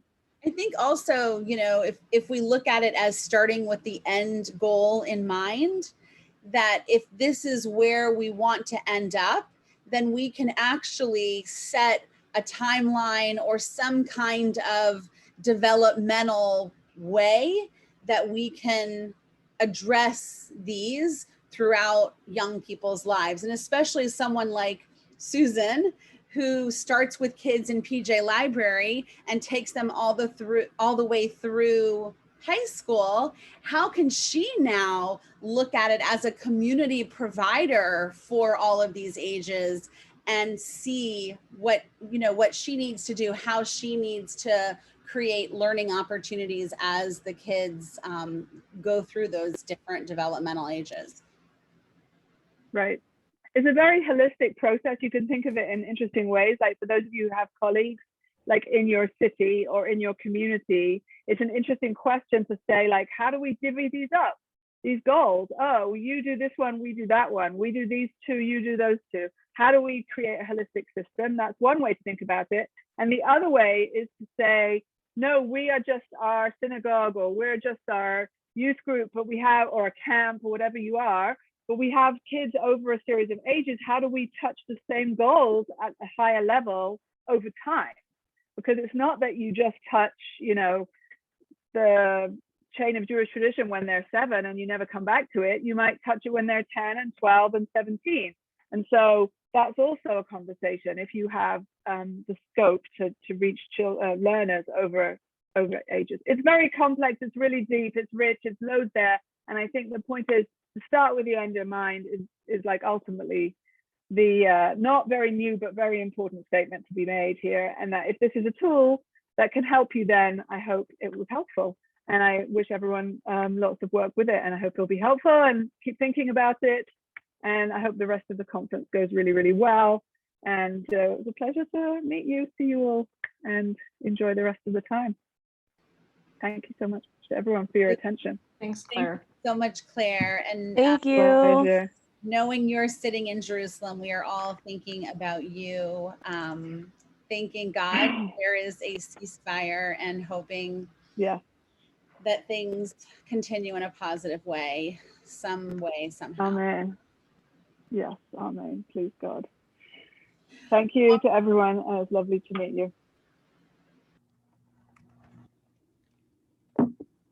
Okay. All right. We are on to our second session on Sunday. This is a panel discussion where we're going to have the opportunity to hear from 3 different organizations who have done a variety of, now I don't want to use the word engagement or engage because Claire just told us not to, but that's what this is. I'll think of a better word next time. But to have a conversation about how they interacted with their teens over the course of the last year and maybe some lessons learned through that process. So we'll have about 15 minutes or so from each one. Do you guys want to take questions as people have them or sort of wait until after the presentation?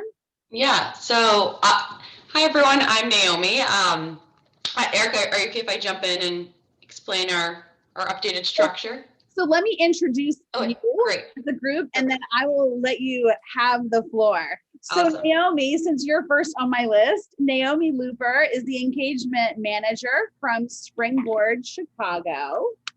You will also hear today from Dr. Samantha Vinicor Meinrath, the Associate Director of Adolescent Initiatives from the Jewish Education Center of Cleveland, such a mouthful. And finally, you will hear from Michelle Levine,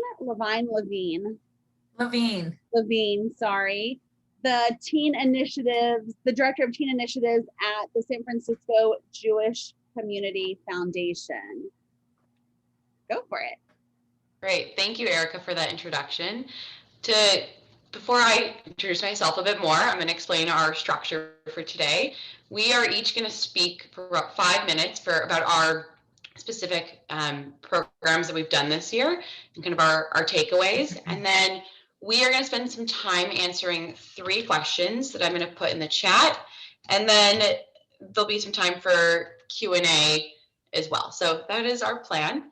As Erica said, my name is Naomi. I am the Teen Engagement Manager at Springboard in Chicago. And Springboard is a community initiative that is designed to empower teens to help them find and create meaningful Jewish experiences and elevate their voices in the Chicago area. We also support teen professionals and connect teens and their families to fantastic experiences and teen serving organizations. So if anyone wants to learn more about Springboard, I'll put just our link in the chat. But we do really great things. So today I want to focus on this interesting point that we are in right now of, I'm just going to hit my timer so I can keep track of my time. We are kind of in this limbo of, in the last 16 months, we have all become experts of virtual programming, and now the world's shifting again. And as we are starting to think about in-person programs for next year, my challenge to all of you is to also think about what are some of the virtual aspects that worked really well. So before I share my case study, I'd love if people can share in the chat what are you currently your program, what are you thinking for next year? Do you thinking it's going to be all in person, hybrid, virtual? You still don't know because guidelines keep changing. So if you want to put that in the chat, that would be great.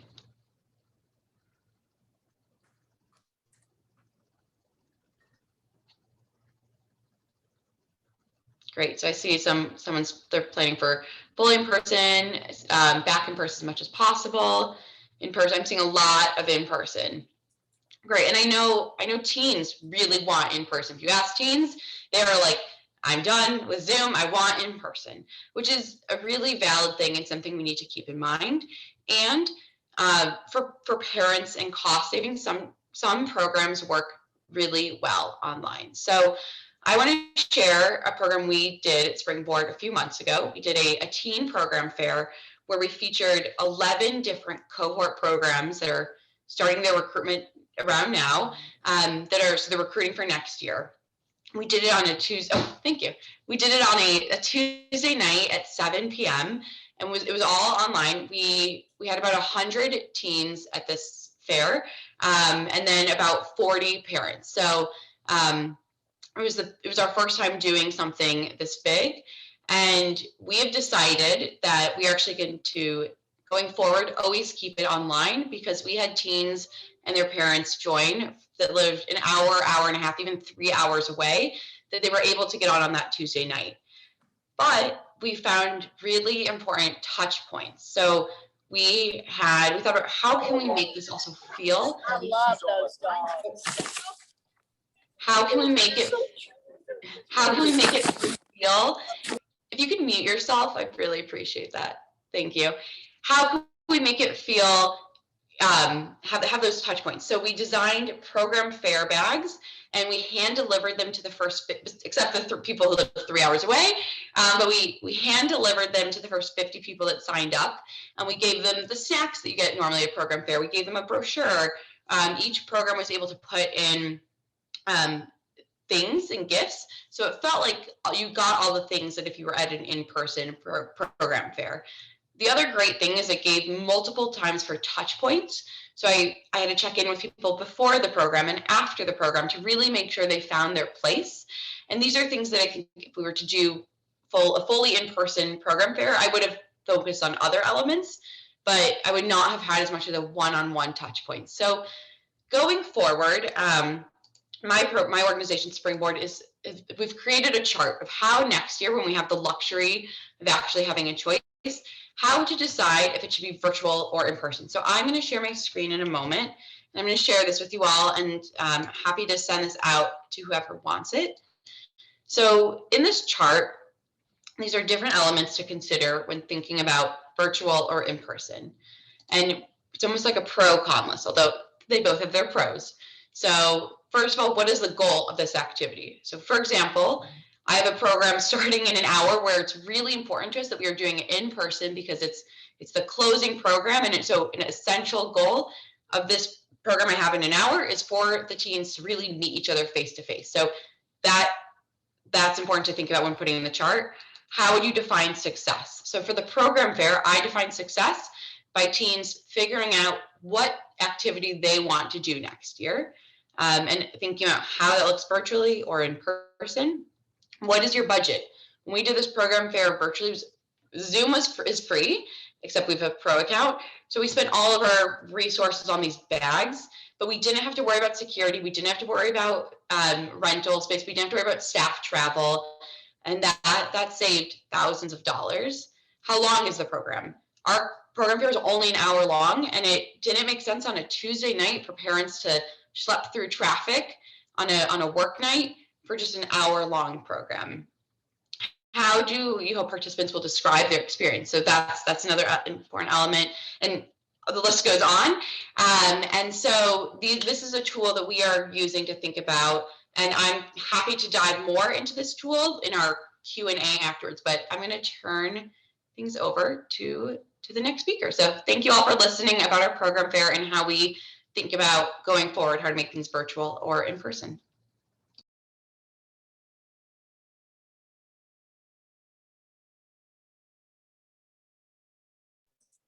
Okay, I think that brings me next. Hi, everybody. Can you all see my screen? Everybody good? Bay Area Teen Initiative, not my notes. Okay, good. Hi, my name is Michelle Levine. I'm the director of the teen initiatives for the San Francisco Bay Area Teen Initiative. I'm going to talk a little bit about our focus and what we did for the COVID pause and pivot is what I like to call it, and how utilizing teen voice really helped shape what we ended up doing after our pause and pivot. So our focus, The focus of our teen initiative is really threefold. It really focuses to build the capacity to expand the landscape of Jewish teen engagement, to offer innovative, high-quality programming, and to increase the access to those programs through three interwoven strategies. One is a cohort model grant making. The next is through professional development.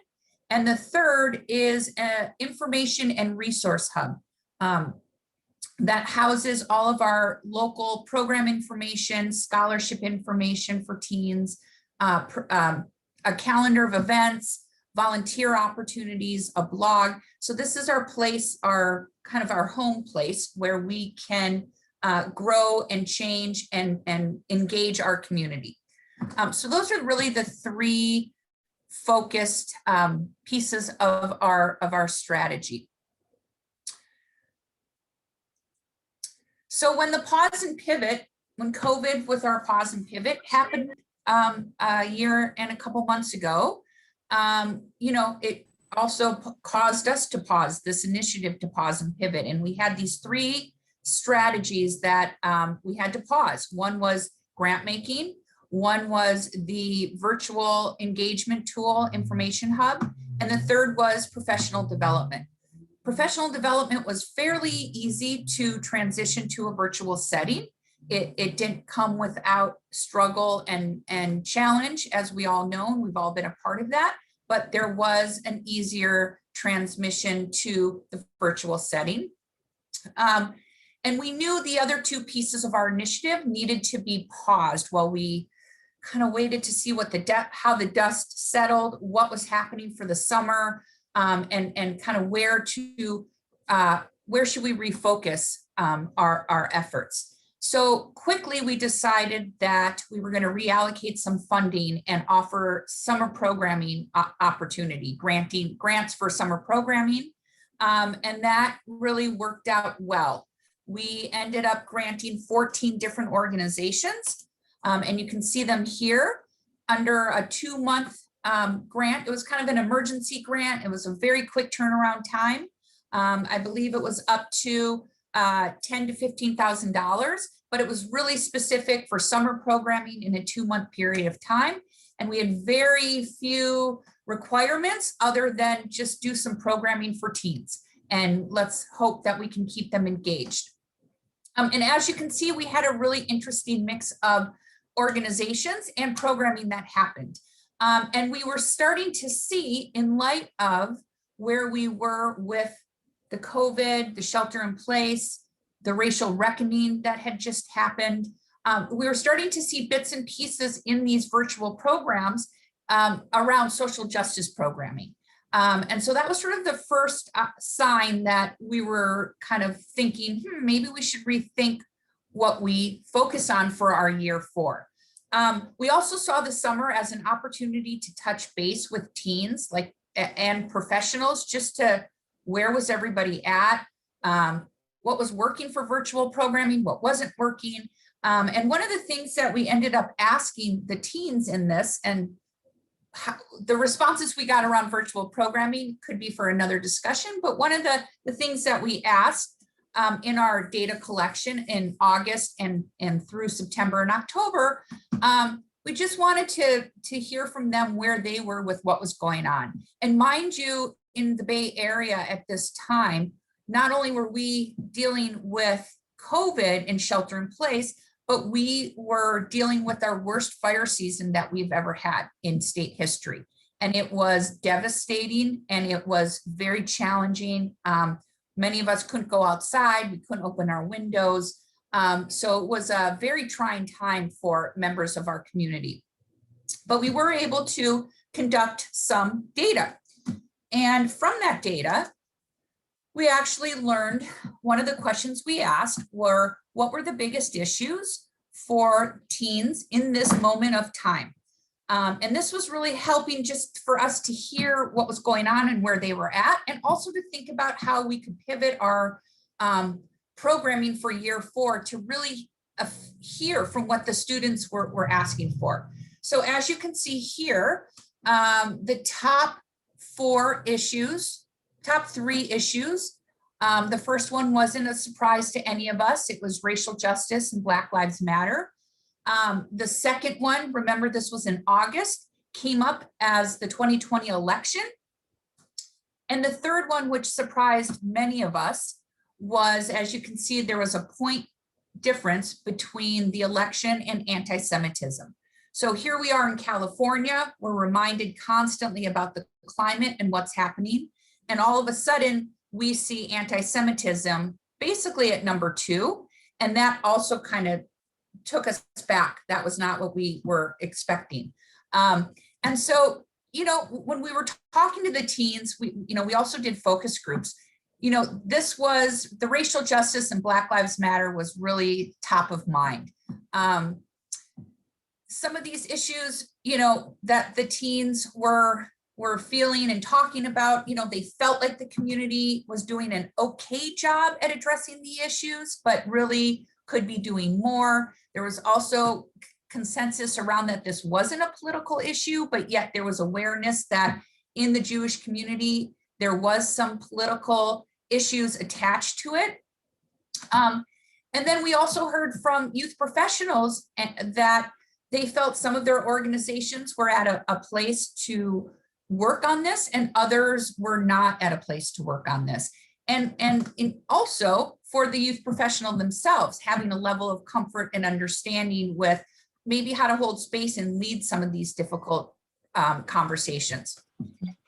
So all of that really led us to rethink our grant making strategy and our professional development strategy as we looked into year 4, knowing that we would be primarily in a virtual landscape. Additionally, because we had learned that through the summer, there was quite a lot of social justice programming happening virtually, that seemed to be a really good place to organize. And so we saw a number of our teen programs doing that. So it became really apparent to us that as we were reconsidering our large grant making opportunity, that we would focus around racial justice, civic engagement, and creating cultures of diversity and belonging, both in our professional development strand and in our grant making strand. This is just a quote that came from one of the teens this summer. And as I mentioned, we took this opportunity, we decided to restructure our year 4 to focus on the advancement of racial justice and civic engagement and creating these cultures of diversity and belonging. And so we did that through, in our professional development, we did a spotlight on social justice. We had monthly drop-in sessions with guest lecturers talking about different examples of social justice programming. There was a service learning immersive, and there was a race consciousness seminar that carried throughout the year. So there were multiple touch points for our youth professionals to help them learn and be educated and start to feel comfortable having conversations with our young people. Additionally, we decided to throw a significant amount of grant making towards teen programming in the areas of racial justice, civic engagement, and creating these cultures of diversity and belonging. We received 18 different proposals, and we ended up choosing 13. And we really focused on what our measures of our, like the shared measures of success for the Funders Collaborative. We really took this topic as a way to look at increasing the number of engaged teens and increasing the number of diverse teens. And also, again, there is another measure of making sure that we were supporting our youth professionals as well. So it was a really hand-in-hand approach this year to this topic, and one that will continue on. And I would just add where we've landed as our cohort with the 13 organizations. The cohort is instrumental in creating what our outcomes will be after this 18 months. Our goals were really looking at how do we as a community approach and create change, systemic change in the areas of DEI. How do we create opportunities for peer learning and collaboration in the context of relational engagement? And this is just an interesting note that we had 6 standalone community-based teen programs. We have 4 synagogue youth programs. We have 2 summer camps, and we have 1 Jewish community high school that is all part of this cohort that we will be working together on identifying what our outcomes are through the next year, actually year and a half. And so that's where we've landed, and we really see this topic in focus. One, to engage and reach more teens, as well as utilizing the virtual platform to do some of this work, that we saw that there was accessibility in doing organizing and learning and connecting up with other groups locally with what was happening. So this is where we're at. And as we look into the next school year, I think we'll be doing a lot more work in this area. So thank you. And I am going to pass it on to, I can figure out how to stop sharing my screen. All good. Thanks, Michelle. And I'm passing on to Samantha. Hi, everyone. Thank you for being here this morning or afternoon. I don't know what time it is even for me, and I'm sensing there's a lot of different time zones. So as was said earlier, I am located in Cleveland, Ohio, where I oversee teen engagement for the local Jewish Education Center, which is the education arm of the Federation. Like many of you, like all of you, last year, our organization really saw this need to almost immediately pivot our entire array of program offerings in light of the pandemic. And we also saw, particularly as a central agency within our community, a need to figure out how could we take what we were offering and make it applicable, replicable to our partner agencies, so that the work that we were doing and seeking funding for on a community-wide, agency-wide level could also be applicable in a small synagogue, in a large synagogue, in a youth group, in a day school environment. So the program that I am going to share with you, called J Together, the focus is really on one-on-one engagement through the lens of mentorship and chavruta, and how it can be applied in different environments, because ultimately that is what we did and what we're seeking to build on. So if you bear with me 1 second. Okay. Okay. So the focus in terms of the why for chavruta and mentorship came from several reasons. The first one was really focused, honestly, on practical, and the second one on the intentional concept. Practical was when the pandemic hit, we knew that we couldn't gather in person, but wanted to ensure that we could maximize our resources and still reach as many teens as possible. And the one-on-one engagement model allowed us to really get out into the community in an unprecedented way. We not only were reaching our quote unquote usual suspects who we're excited to see and wanted to check in on and look forward to opportunities to connect Jewishly, but we were also really able to find one-on-one engagement as a way to connect with both the social and geographic periphery of our region. By moving to a one-on-one service model, instead of expecting someone who might live a half hour away from the main Jewish areas of the Cleveland suburbs to figure out a way to get there, for a parent to drive them, we were then able to really go walk the talk, so to speak, of meeting people where they were. We also found that the barrier to entry of emotional and mental barriers was really broken down by the one-on-one engagement model, because families and teens in particular who might have said, Jewish spaces aren't spaces that I feel comfortable in. These aren't places that I go. I don't know if my friends are going to be there. All the very legitimate excuses that many of us have heard and experienced really washed away when we started to pivot towards one-on-one. And we also found that, especially given the constraints of the pandemic, we were worried about our kids, as I'm sure many of you were. We saw the uptick in loneliness. We saw the uptick in mental health issues, particularly at the start of the pandemic. And by having these near peer wellness visits as well as Jewish learning opportunities, we found that there was this amazing opportunity to build relationships, to do check-ins, and to make sure our students knew that they were cared about throughout. So the Chavruta and mentorship model really gave us an opportunity to meet the growing needs of an ever-changing cohort of teens. So what does this actually look like? So step one is we realized that we needed to find a new way to connect with our students. We are not a social organization, although of course we love to socialize. We're not purely a learning organization, although we want to learn. We're not purely an engagement organization, because I heard we're not supposed to be using the term teen engagement, but we are connectors, conveners, and a yes and all of the above model. So we wanted to have content-based opportunities for our teens to continue to engage Jewishly, however and wherever felt comfortable for them.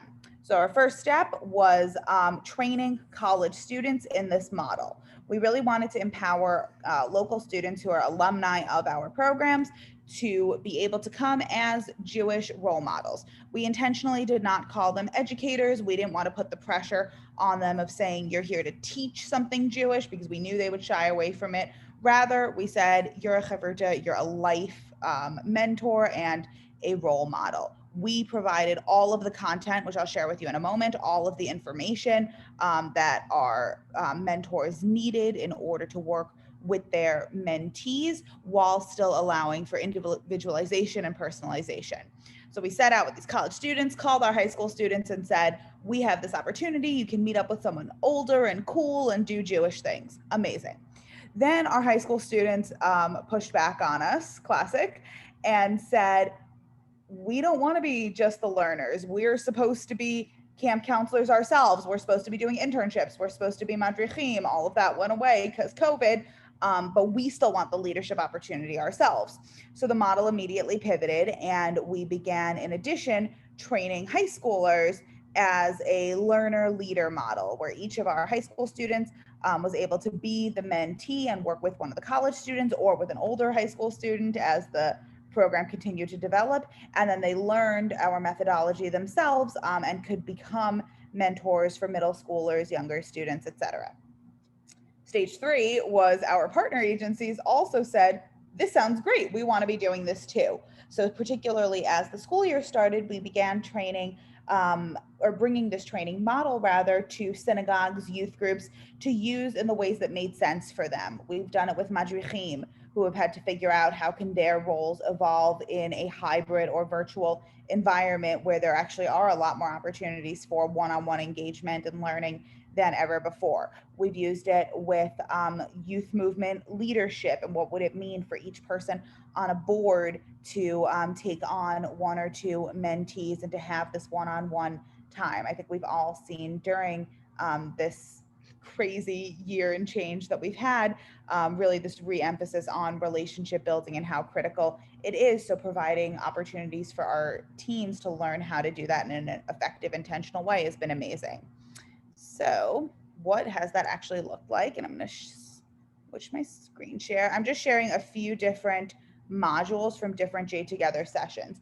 Essentially what it's meant is every single teen has had a chance to choose from about 30 different 4-session learning units on the Jewish or Israel topic of their choice. And if for some reason none of the 30 developed 4-session units appeal to them, they could tell us what did, and we were able to find different things. My mind has been blown continually by what they've come up with, but it's been really exciting to build these lessons. The mentor receives all 4 sessions on any topic. So this is a Jewish and democratic state focusing on Israel using different Jewish values. There's a 4-session series that this is an example from of Judaism and self-care, and how do we take different modern self-care practices and ancient Jewish wisdom and mesh them together. And we have here a session from a unit on responding to and countering anti-Semitism, which unfortunately is all the more relevant, even from when it was developed just a year ago. And I'm happy to put links to some of these sample sessions into the chat so people can see them and read through. Each one has essentially a guided discussion with articles and videos and interactive activities, things that could very easily be done either in person or virtually, depending on the ever-changing needs that we experienced this past year. The majority of these sessions actually took place in backyards, on walks, in parks, really anywhere and everywhere that the teens and mentors could get together, but Zoom sessions also happened and were really effective. We intentionally did not include openings and closings because we wanted each of the mentors to really have a chance to build the relationships in a way that felt organic and make the sessions their own. So if they're not an icebreaker person, and for me to say, here's an icebreaker for you to do, wasn't going to feel authentic. We really wanted to leave that up to each learning pair. And part of our training was figuring out, what does it mean to do one-on-one facilitation? How do you read the room when it's one person? What do you do with awkward silences? How do you think on your feet if you run out of time, if you go over time? Any and all of these questions. And as the year has continued, we have explored different ways to, again, adapt this model and have seen it morph depending on these ever-changing needs that I look forward to telling you about as we pivot towards our panel questions. So each of the three of us is going to respond to 3 questions centering on our own initiatives and our takeaways and lessons learned. And then we will, take questions from you guys if people want to start putting them in the chat or to unmute themselves, either one. So I will first pose to Naomi. Naomi, what are the most valuable takeaways and lessons learned from your initiative? Great. Thanks, Samantha. I think a lesson that we learned from this program fair and thinking about, do you want to, if you could stop sharing your screen, that would be awesome. That works too, yeah. Oh, no, sorry. I see it has the question. Great. I think it's the lesson that we took away was the perception that virtual programs can work, and that pre-COVID, many programs did not take advantage of the virtual space. And so our takeaway is to continue learning and making sure that our toolbox is filled with ways to be nimble in both spaces. Awesome. Thank you. Michelle, what about you? So I think, well, we all went through a pivot experience. And I think that was sort of a reminder, especially working with, in youth and teen programs, that the pivots happen a lot. And so being mindful of needing to adapt or create change based on what's going on in the world of teens. We've done that not only with this topic of racial justice, but mental health. We've been able to pivot and focus some of our work around that pretty quickly. So I would say that's a valuable takeaway. And then just as Naomi mentioned, there's some real value in, at least in the Bay Area, we have a pretty large area. So somebody could be in one part of the Bay Area and be an hour or 2 hours away from the other person. So this is the virtual aspect now is going to help probably bring in more teens that wouldn't have been able to participate because of the distance. So I would say those 2 things. Awesome. And I think for me, when it comes to the most valuable takeaways, part of it has really just been seeing how, when left to their own devices, our teens and our recent program alumni have really been able to rise to the challenge of what it means to be role models and mentors. At the beginning of the program, when I would assign mentors, particularly amongst the high school students, when I would say, great, you finished the training program and here's someone who wants to learn about insert blank here, I would get these looks of horror of, well, I don't know anything about that and I don't feel like ready to teach. And we would go through this process of saying, again, you're not here to teach, we're providing the content, but you have a Jewish story and you're able to share it. And by being that role model facilitator, that's enough. And then to see the teens come back and realize, I do know something and I can bring value to someone else in a Jewish learning environment. I think that's going to be a lasting impact for them. And it's been really beautiful to be part of that experience. Naomi, I'll kick it back to you for question 2. How can other communities build on or adapt your concept in order to meet their needs? Yeah, so my recommendation, this is what Springboard's planning to do this summer, is throughout this past year, we've written down everything we've done. And so this summer we are going to take some time to plan for the following year. And I know that's really hard sometimes for organizations, especially if you go to camp or in a normal year staff a teen trip or something. But I would really make it a priority to look at your whole calendar and use the chart, which I'm actually going to put in the chat that I suggested, or make your own, and think about what really needs to be virtual, in person, or where can you kind of meet that in between. So take the time now, and so that next year when it's the holidays and we're all running around with, like chickens without heads, that you know what space will work best. And I'll turn over to Michelle. Well, I would say, for what we're doing in the topic that I discussed, if there's another community interested in exploring this topic and looking at the ways to engage teens in this work, as well as working with our youth professionals, we're pretty knee deep in doing this work right now. And I have lots of examples of different organizations and different types of organizations that are doing this or will be adapting their programs to have more civic engagement and racial justice programming involved in their programs.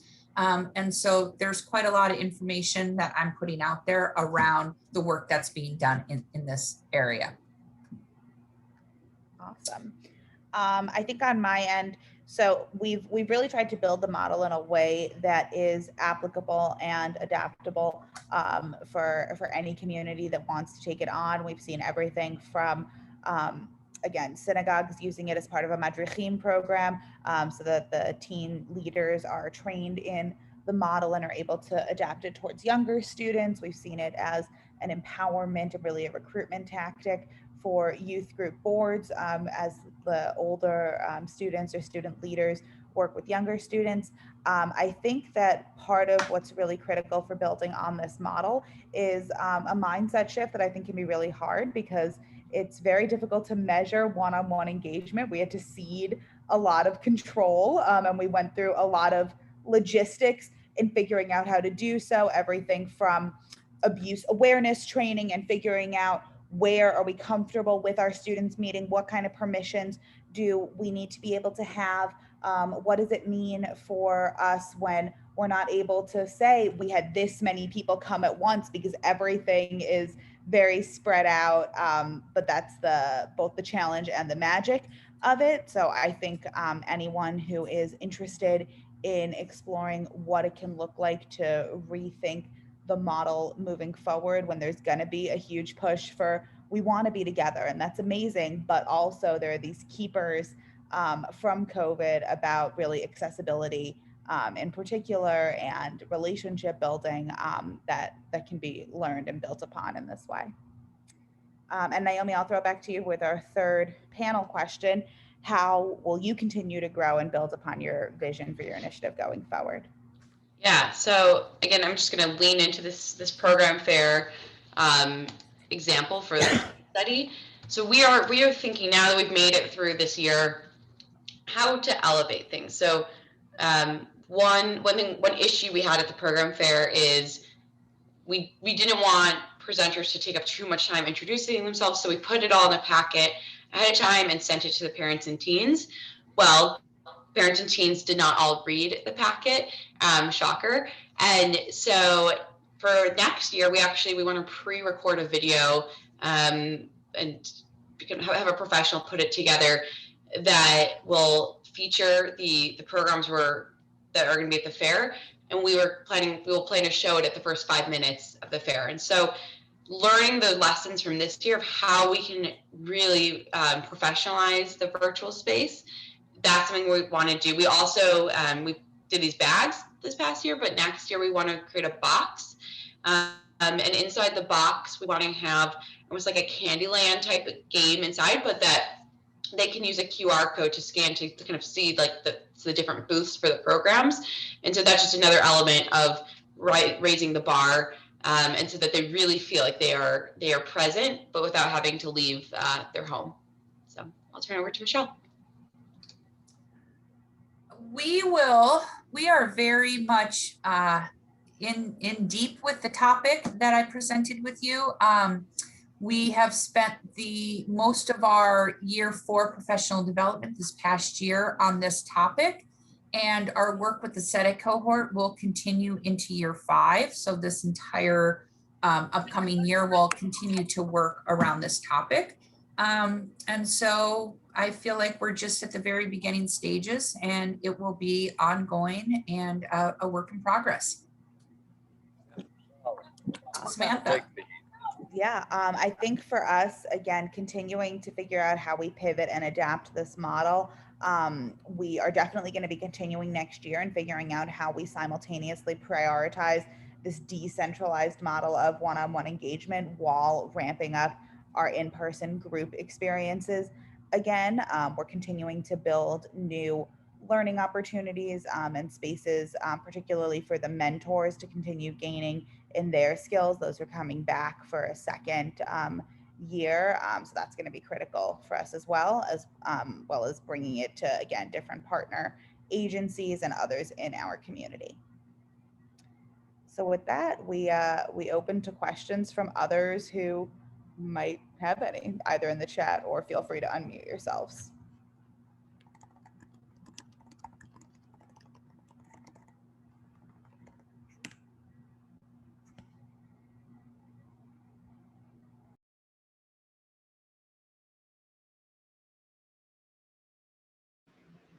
Wheels spinning.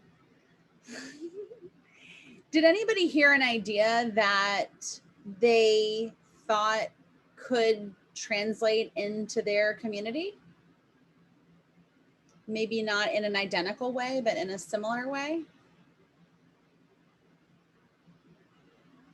Yeah, I did it. And I had a question for Samantha, actually, and just took me a little bit to process. I was curious, the teens that participated in your program, did they sign up for a year-long like membership or enrollment? Or are you regularly opening up, because you had like a series of different classes that they could take, the Fighting for Anti-Semitism or Jewish and was it Well-Being, which I think was a very cool idea. Are your teens that you're involved with, were they just signing up at random and bringing their friends, or did they have like a year long? Yes, and so it's totally random. The model is open all year. We have had people who opted in, last March, and we had someone sign up last week.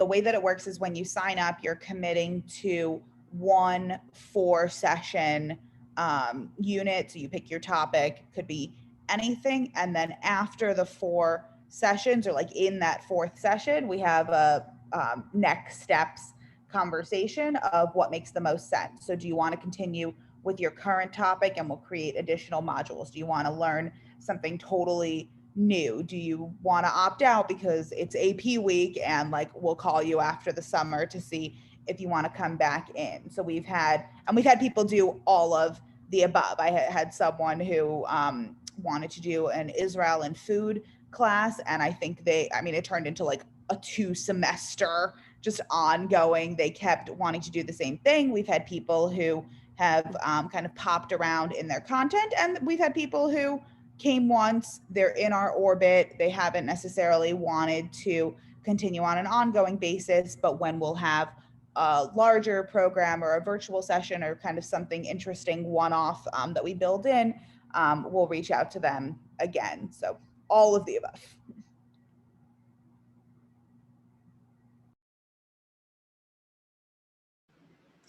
Naomi, I was going to ask you just to clarify the kinds of organizations that are in your organizational fair. How many different organizations, and are they essentially youth organizations? Are they all in the Jewish community, outside the Jewish community? Just a little more context around that. Yeah, thank you, Erica. That's a great question. So we had 11 programs. We were very intentional about them. They had to meet certain criteria. So they were all Jewish. They all had teen Jewish cohort programs. And they all had applications opening up around the springtime. And so we actually, a lot of the youth movements did reach out and asked if they could be featured. And we, as much as we always highlight youth movements, but we intentionally did not tell them that there would be a different space for them in the fall, because the springtime doesn't make as much sense for them to recruit. And also, like, the fair, what was really important was that the teens and parents were able to move themselves around and hear about the different programs. There was everything from Diller, which is I don't know. Okay, looks like everyone knows about Diller, to a program focused on like teen mental health. One interesting element that Moving Traditions wanted to have a program for teens that are LGBTQI identifying, but they really wanted to make sure that they could protect teens' identities and not feel like they were that kind of outing themselves. So we actually decided it was best. The next week we ran a taste of program for them, so we could really make sure that we could protect their identity. And so that was an interesting thing that came up with one of the programs we wanted to feature.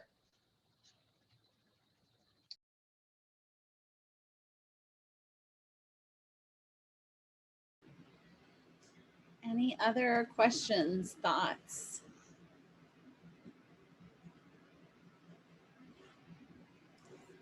I'm just wondering, Samantha, how you organized all of these pairings of, teens and mentors, and keeping up with them and keeping track with them and making sure that everything was appropriate, if that's even an issue that comes up between, someone of college age and someone of high school age. And yeah, all of it. Yes. So I guess I'll start with kind of the big picture and then go micro. A lesson learned is that we made the mistake at the beginning of recruiting mentors and mentees at the same time, because we just kind of wanted to see what we would get. And I don't recommend it, because we had teens who signed up right away and was like, okay, where's my person? I'm free in 20 minutes. And we still had to do the trainings. And then later on, we also had the issue of, I have 20 mentors ready to get to work, and oh my gosh, we have to keep recruiting more teens for them to work with. So we had started by recruiting for both. Then we took a step back, really focused on building up our cadre of mentors who had gone through the mentorship training, and then focusing on recruitment. So we made it very clear to the mentors from the almost beginning, as soon as we kind of realized that we needed to make it explicit, that there would be people coming. They were signing up, not necessarily knowing that I have someone for you right now, but that you're a part of a pool, and I will consistently reach out as more people come in. Each mentor had to fill out an after session, literally 3 sentences Google form each time, just letting us know you did meet, this is what you did. Are there any things that we need to know about? So that way we could be in constant communication with the parents. Everything from, again, this is the height of COVID. Someone expressed to me that they're feeling depressed, like someone should do just a wellness check, or they had a lot of questions about an anti-Semitic incident that they saw when they were playing Fortnite. Call someone in about that. So very much just monitoring in that regard. And we had a lot of very specific rules about where these sessions could happen. It was very important to us, again, we moved to this one-on-one model, but we didn't change our ethos of we normally, we want accountability, and we don't necessarily want a one-on-one model in all instances. We are not liable to be babysitters. We didn't want people going to one another's houses and somehow being left alone. So we made a list of places around town, public parks, etc., where the sessions could take place. And each of our mentors was equipped with these like traveling social distancing kits that we gave them, camping chairs and pool noodles to measure 6 feet. And they were all just driving around with those at one point. And then as we saw what people were comfortable with, we were able to also relax a bit. So we had a lot of parents who were very comfortable with their child just taking a walk around the community with their mentor. And we had, sign-offs in terms of the parent knows this is how your sessions are structured and how they're taking place. And we followed up. We had regular check-ins with the mentors as well as ongoing professional development. They all did an abuse awareness training. They did a mandated reporter training, and they did youth mental health first aid. And throughout the year, in a more ad hoc way than we would hope for going forward, kind of anytime there's been an opportunity to do an extra, we have, whether it's been a virtual scholar in residence or a training session or some Jewish learning of their own, we've offered these opportunities. Some have taken advantage, some less so. And I see we have the question in the chat, how many mentors did you have? Over the course of this year, we've had 27. They have not all been working simultaneously. We had college students who were home last summer who,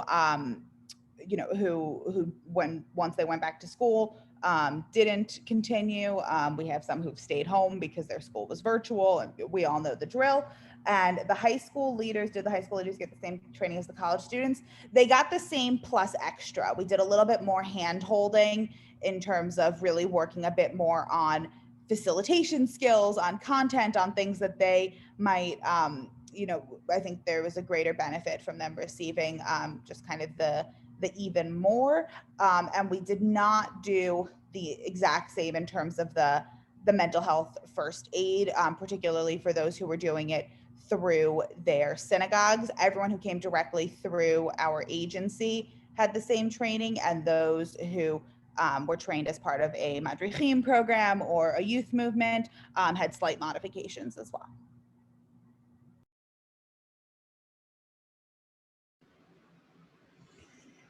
Amazing. So much to think about as we begin to look forward. And, we're going to hear a lot of really incredible ideas, and some of them make perfect sense to literally drop in as is into our organizations.